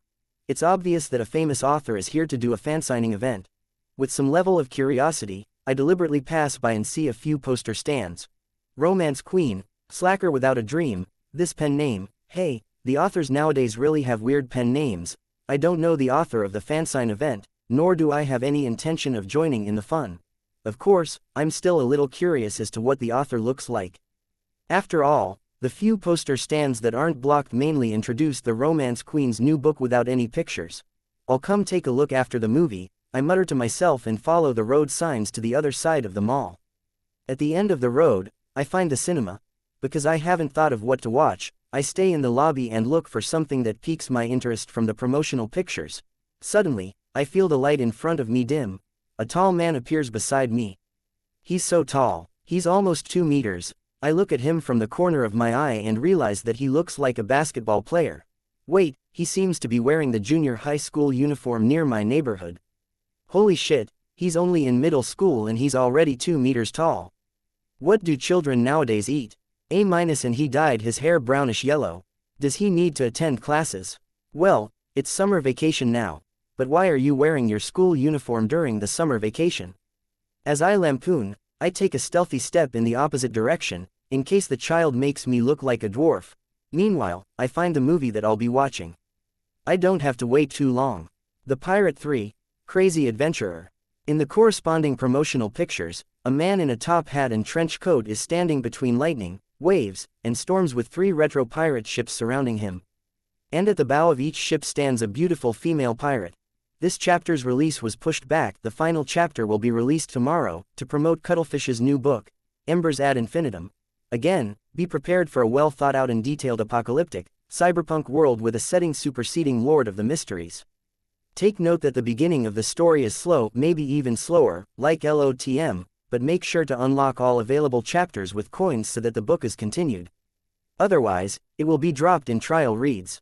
Have faith in Cuttlefish. Also, please continue supporting Cuttlefish by unlocking chapters in coins even if it's continued. Synopsis below. Our protagonist, xianxia, is crazy, literally crazy, at least that's what the doctor said. Living in a huge, underground building of Pengu biology, one of the few remaining factions in this apocalyptic wasteland known as the Ashlands, he acts in unfathomable ways that's head-scratching, comical, and shrewd. So is he really crazy? Probably. He has a grand dream, to save all of humanity. Intricately tied to this dream is something everyone in the Ashlands believes in. Deep in a particular ruin buried away by danger and famine, a path leading to a new world awaits. To step into the new world, one only needs to find a special key and open that certain door. There, the land is bountiful, as if milk and honey flows freely. The sunlight is dazzling, as if all coldness and darkness are washed away. The people will no longer have to face desolation, monsters, infections, mutations, and all kinds of dangers. There, children are joyous, adults are happy, everything is fine as they are supposed to be. Every antiquarian, ruin hunter, and historian roaming the Ashlands knows, that's the new world. Chapter 1430, End in Modern Day 28. The Pirate 3, Crazy Adventurer. It looks okay, it should be the kind of popcorn flick that I enjoy. I look around and make a preliminary decision. I quickly take out my phone and log into the film review website to check out its score and reviews. The aesthetics are shallow, the plot is simple and crude. Other than the special effects and the few actresses, there's nothing else. The protagonist only knows how to act cool and has 0 acting skills. Nothing deep at all. It's a passable commercial film, but it's only passable. Fuck, reviews like these, I like movies like this. I'm just watching it to kill time and don't need deep, thought-provoking shows. I read the reviews and find that it isn't that bad. I have a rough idea. The giant middle school student standing beside me in front of the poster has already left to buy the tickets. 1 ticket for the Pirate 3, the earliest time slot. I go over only after the middle school student heads elsewhere in the mall. I don't want the contrast to be that apparent. It makes me feel inferior. There's still 15 minutes to the next time slot, the ticket sales staff informs me. That's fine, I don't plan on shopping, so I decide to find a place to sit and wait. After all, they'll allow entry inside very soon. Of course, before that, I buy a medium-sized iced Coke and a serving of butter popcorn. I obviously have to match a popcorn flick with popcorn. Otherwise, how can it be called enjoyment? In the past, I rarely watched movies, just to stop myself from overeating. And now, my weight has returned to my university days, and it's very muscular. This is the beauty of life. Not long after, I enter the venue according to the signs and find my seat. Even though it's office hours, there are quite a lot of people in the audience. A large portion of them are clearly students. Summer vacation. I also want a summer vacation. I take a sip of iced Coke and put on my 3D glasses. At this moment, the 2-meter-tall middle school student walks along the aisle towards me. Under normal circumstances, the gap between me and the row in front is sufficient for a person to pass through. However, the figure before me is simply too huge, and it isn't possible for me to grant him passage by just pulling in my legs. I have no choice but to stand up and lean back. The middle school student successfully passes through. He turns his head and smiles sincerely. Thank you, uncle, no problem, I still think I'm young. This interlude doesn't hinder me from eating popcorn, drinking iced Coke, and watching the various trailers on the big screen. Very quickly, the Pirate 3 officially begins. My smile only lasts for 5 minutes before it stiffens. It's not that the movie is worse than I expected, but that the male lead's fortuitous encounter is from drinking a potion. The potion gives me the feeling that it's the assassin beverage I drank before. Man, the assassin beverage is actually a potion. Who produced this movie? I remember seeing the dragon logo just now. Hall Film Company. This can't be a reflection of reality, can it? I instantly immerse myself in the plot, but there aren't any other potions later in the film. Instead, it shows the serious side effects of the potion. My heart grows heavier as I watch it. I even feel like I'm the male lead. After the movie, I can't help but curse inwardly. Is this guy that clueless? 3 beautiful female pirates are surrounding him, but in the end, he only took a silly bosun with him. Seriously, where's the treasure they promised, and them heading off into the sunset while accompanied by beauties? Yes, it's all disappeared off into the sunset. After watching the Easter egg, I pick up my empty Coke and popcorn bucket and walk towards the aisle. At this moment, a short girl who's clearly less than 1.6 meters tall suddenly comes over and suppresses her voice.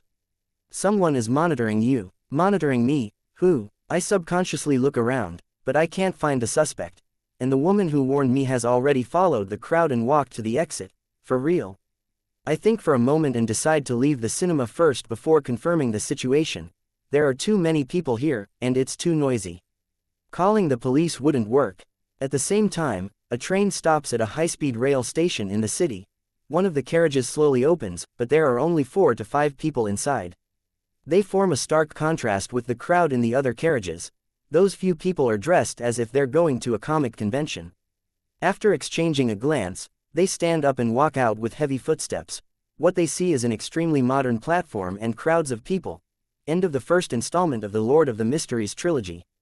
This chapter is in a way the prologue to the second installment of the LOTM trilogy, which will happen about 2 years from now when Cuttlefish's new book, Embers ad Infinitum, ends. Chapter 1431. Bonus, that corner, 1.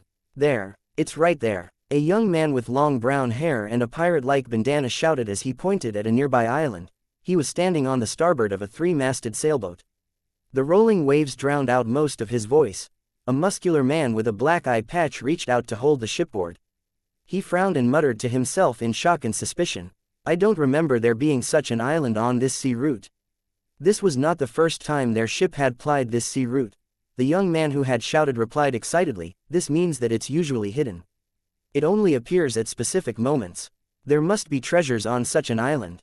Captain, in the words of that strange monk, a fortuitous opportunity has presented itself. He spoke in the Loan language. Fortuitous opportunity was a term pieced together by 2 words. That monk spouts words indecipherable to us. Pay no heed to them. The muscular man wearing an eye patch raised his hand and ruffled his slightly messy short yellow hair. And I often tell you guys that treasures are often accompanied by danger. As he spoke, he pointed at his right eye, which was covered by the eye patch. That's the cost. The young man with the pirate-like bandana sincerely said, but, Captain, isn't this the purpose of our adventure? For treasure. They were a group of treasure hunters from different places. Of course, they occasionally worked as pirates and borrowed food, drinks, and necessities from passing merchant ships. After all, ideals alone couldn't feed them. The captain fell silent for a moment before saying, gather 4 to 5 people, and we'll step foot on the island to take a look. The rest of you, prepare to set sail at any time. The young man's eyes lit up. You agreed, Captain, you agreed. The captain chuckled. Weimer, if not, for the fact that there's no other choice, no one at my age would continue to be a treasure hunter. He appeared to be in his 30s, but his blue eyes showed signs of age. Fine. Weimer held up his hands. Whatever you say. He immediately became excited. I'll get Ol Keaton. Ol Keaton was the ship's first mate. He believed in the god of knowledge and wisdom and had mastered many languages. If they didn't bring him along on such an expedition, it was very likely that they would throw away whatever treasures they found as trash. More importantly, Ol Keaton was also very strong. When the ship docked at the dock that seemed to have long been abandoned, an exploration team of 4 had already gathered beside the gangway. They were Captain Gray, First Mate Ol Keaton, Bosun Parvey, and veteran seaman Weimer. No one. Parvey looked into the distance and muttered regretfully. The weather in the Berserk Sea today wasn't bad. Visibility was extremely high under the blue sky, and the small port hid no secrets from her. This place was incomparably quiet, as if it had been dead for many years. It'll be more terrifying if there were people, Weimer added. It implied many things if such a hidden island remained inhabited. Parvey was wearing a white shirt and brown pantaloons. She had a pair of beautiful light blue eyes and a slightly androgynous appearance. She glared at Weimer. You want to stay behind and clean the deck? Weimer shrugged and shut his mouth. Having become a bosun as a woman, she needed to manage many unruly crew members. She would never go easy on her threats. Captain Gray, who was surveying the area, gave an order. "Let's get ashore," he then exhorted. "We'll do it the old way. During the first exploration, don't touch anything. Just look and listen." "No problem." Weimer was the first to rush out of the ship and run down the gangway to the dock. He jumped up excitedly mid-run and glided to the ground like a big bird. The sound caused by his action spread out in all directions, mixed with some echoes. Behind him, Gray, Old Keaton, and Parvy followed carefully. "If you continue that recklessness of yours and act on your own like an uncivilized wild dog, I'll tie you up and hang you at the stern to fish for sharks." Parvy quickly walked to Weimer's side and warned him in a hushed voice. Weimer nodded solemnly and muttered, "Girl boss, with your personality, you should join the Church of Storms instead of believing in the Evernight goddess." Parvy didn't say anything. She looked around and followed Captain Gray and First Mate Old Keaton. The port was not big. There was only a lighthouse, 2 simple docks, 5 warehouses, and a few buildings that served as a hotel, restaurant, bar, and police station. It did not take long for the 4 of them to circle the area. Apart from the fact that there was no one around, everything seemed normal. Weimer looked at the tables in the house facing the street through a relatively clear glass window and did not speak for a long time. His expression was a little solemn given his personality. Inside the house, on the dining table, there was a cup with brownish-black liquid and 2 pieces of moldy toast. Next to them were several neatly folded newspapers. It looked like the owner was about to enjoy breakfast when he suddenly encountered an emergency and had to leave in a hurry. He did not even have time to flip open the newspapers. He never returned. It would be considered normal if there was only one such example. After all, accidents were unavoidable. However, the entire port was in a similar situation. It was inevitable that it would make one's hair stand on end and imagination run wild. In that instant, all the local residents, no, all the living creatures, seemed to have evaporated. "They haven't been gone for long." Captain Gray's slightly hoarse voice broke the team's silence. Parvy subconsciously replied, "Indeed, if this port has been abandoned for a long time, the food will not just be moldy." It seemed like only a few days or weeks had passed since the bizarre incident had happened. Old Keaton retracted his gaze from the street and nodded gently. "That's what the plants here say." There were obvious wrinkles at the corners of the first mate's mouth. His hair was already mottled with natural curls. He was wearing a white robe and brass-framed glasses. Weimer was momentarily slow to react. He then looked at the place where Old Keaton had sized up and quickly understood why he said that. There weren't many weeds in the harbor. There were some plain or gorgeous mushrooms growing sporadically on the wooden buildings. They seemed to have existed all along. The natural world had obviously not had enough time to invade this place. Old Keaton saw Weimer's enlightened expression and didn't explain further. He turned to Captain Gray and solemnly said, "I'm worried that something might happen if we stay here for too long." "What might happen? Could it be that we will also disappear into thin air?" Before Weimer could finish speaking, a tan palm appeared over his mouth. This palm pushed his head and pressed him against the wall. "There won't be a next time." Parvy glared at Weimer and warned under her breath. Weimer nodded with difficulty, indicating that he understood. When Parvy released him, he muttered softly, "This isn't like you, girl boss. You actually didn't slam the back of my head against the wall." Parvy chuckled. "I'm afraid that the commotion will be too great and awaken up the Bizarenus hidden here." Captain Gray didn't care about their little bout. He took out his silver-white pocket watch and opened the lid. "We'll return to the ship in another 15 minutes. If everything remains normal, we'll prepare a second exploration tomorrow." "All right." Weimer was the first to agree. The 4 of them maintained a fine battle formation as they skirted the buildings in front of them and headed for the edge of the port.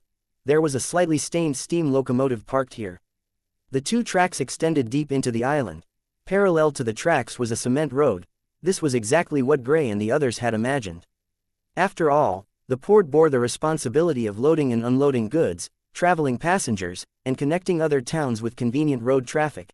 However, to their surprise and confusion, the railway was only 100 to 200 meters long. At the end of it stood a sizable town. Even though they were still at the edge of the port, the 4 of them could see the situation there with their naked eyes. Weimer could not express his feelings in words. He could only curse under his breath. "If I were the owner of this island, I would definitely tie up the bastard who suggested such repairs at the stern to fish for sharks."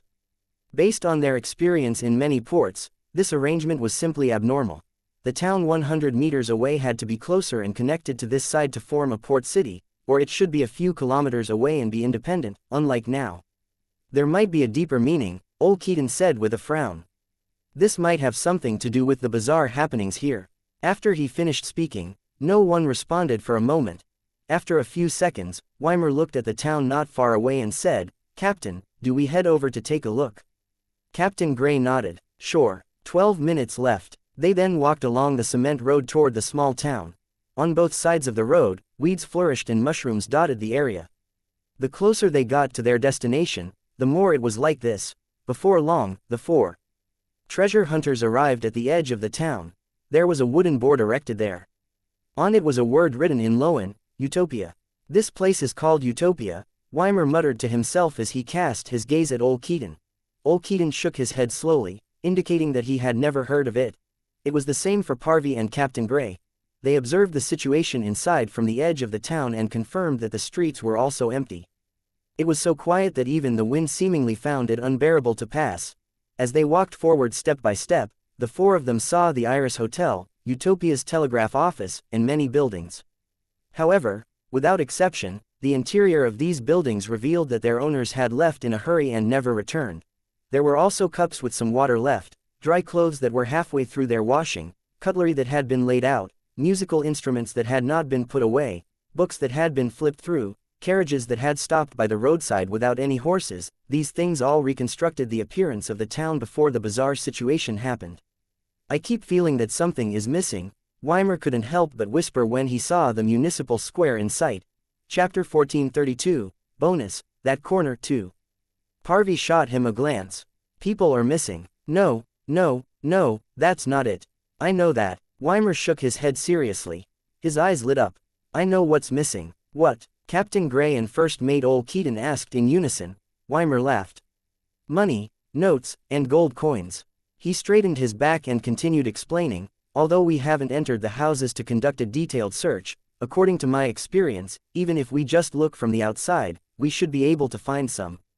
However, there's nothing at all. Perhaps it's just that the people here aren't very rich and don't have the habit of leaving their money around." Parvy didn't agree. This was not an important problem. The 4 of them quickly diverted their attention. After entering the municipal square, they looked at the tallest building. It was a black-spurred cathedral. Mushrooms tenaciously grew out of the cracks in the bricks of the cathedral. They were either simple and plain, or gorgeous and colorful. They strung together, showing a presence that couldn't be ignored in front of the green vines. "This place feels like it's been abandoned for even longer." Parvy paused before saying, "From the architectural style, this looks like the cathedral of the goddess." "Do the people here also believe in the goddess?" She found this rather peculiar. The residents of such a hidden island and strange town seemed to believe in the Evernight goddess.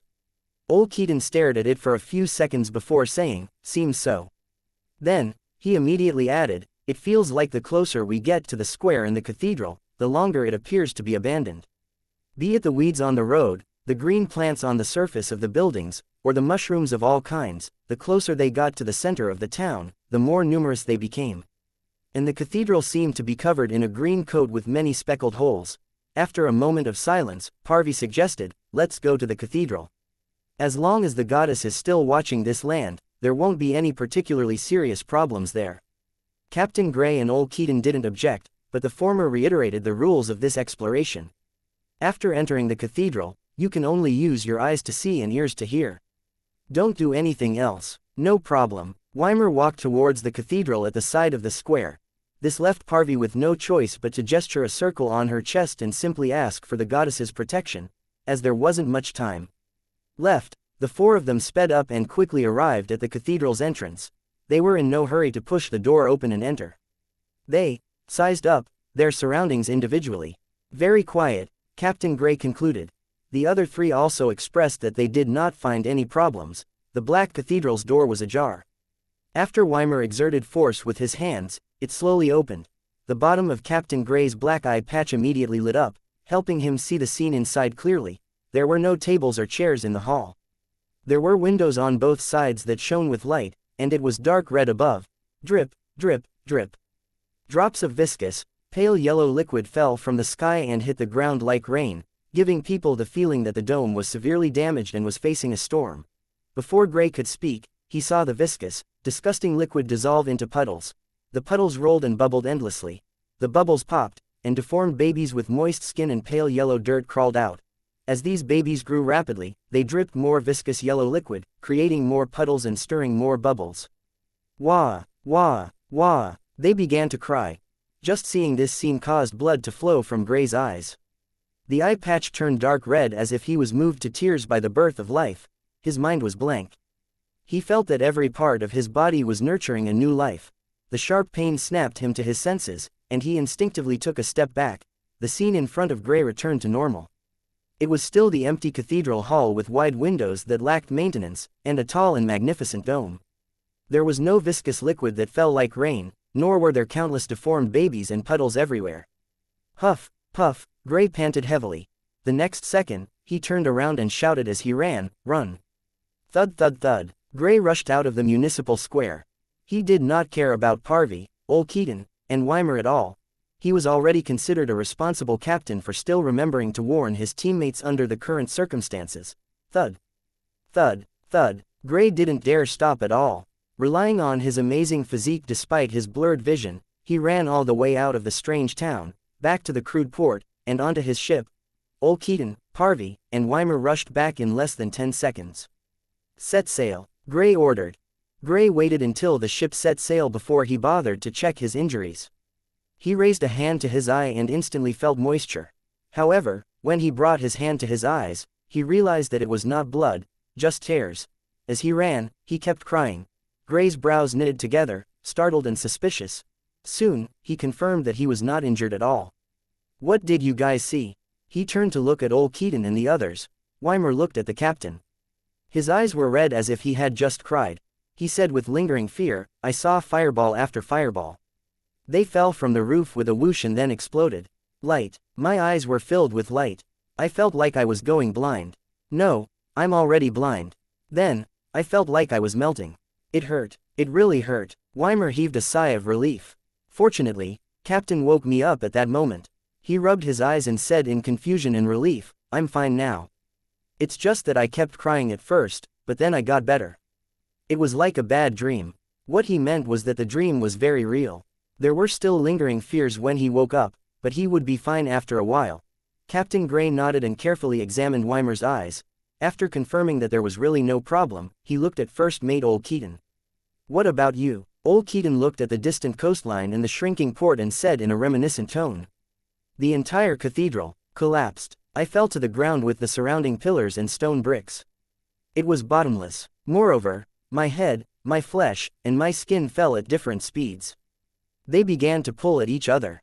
It hurt, it really hurt." The slightly loose skin and deep wrinkles on Old Keaton's face trembled as if he didn't want to recall any more of the incident. He exhaled and said after a while, "My entire body was about to be torn apart. Then, it was as if there were invisible hands around me. They pressed my hands, legs, head, skin, flesh, and bones to my internal organs with great force. I wished I could die as quickly as possible. Fortunately, I woke up the next second thanks to you, Captain." Weimer sighed with emotion. "This is even more painful than what happened to me. If you hadn't woken up in time, you might have seen yourself turn into a blood-colored meatball." Parvy listened quietly and said thankfully, "I wasn't in that much pain. I saw darkness that made me feel at ease. Then, I fell asleep. It was like I was back in my bed until I was woken up by you, Captain." Captain Gray nodded slowly. "From the looks of it, what we encountered or experienced is different. Moreover, we are left without any injuries. It's just some stress." Old Keaton affirmed the captain's statement. He then voiced his guess. "Perhaps we were under an illusion or hallucinated for some other reason. And because everyone has different personalities and experiences, what we saw and experienced were different." Before Old Keaton finished speaking, Parvy blurted out, "Mushrooms. Could it be those mushrooms?" "Those mushrooms were the strangest." "Yes, definitely," Weimer agreed after being momentarily taken aback. It was common knowledge that one could be poisoned and end up hallucinating after eating certain mushrooms. In such a strange place, it was reasonable for one to be affected just by approaching the mushrooms. Captain Gray seriously recalled for a moment and said, "That's possible. There was a very faint, sweet smell in the air, the fragrance of some mushrooms." In the middle of a small town called Utopia, on the surface of the cathedral that was suspected to belong to the Church of Evernight, mushrooms suddenly became active. they squirmed and crazily spewed out large amounts of spores. Before the spores landed, they had already grown into different mushrooms in the air. Then, they continued to create more spores, and in the gap between the black bricks occupied by the mushrooms and green plants, pale white, tiny, baby-like deformed palms squeezed out.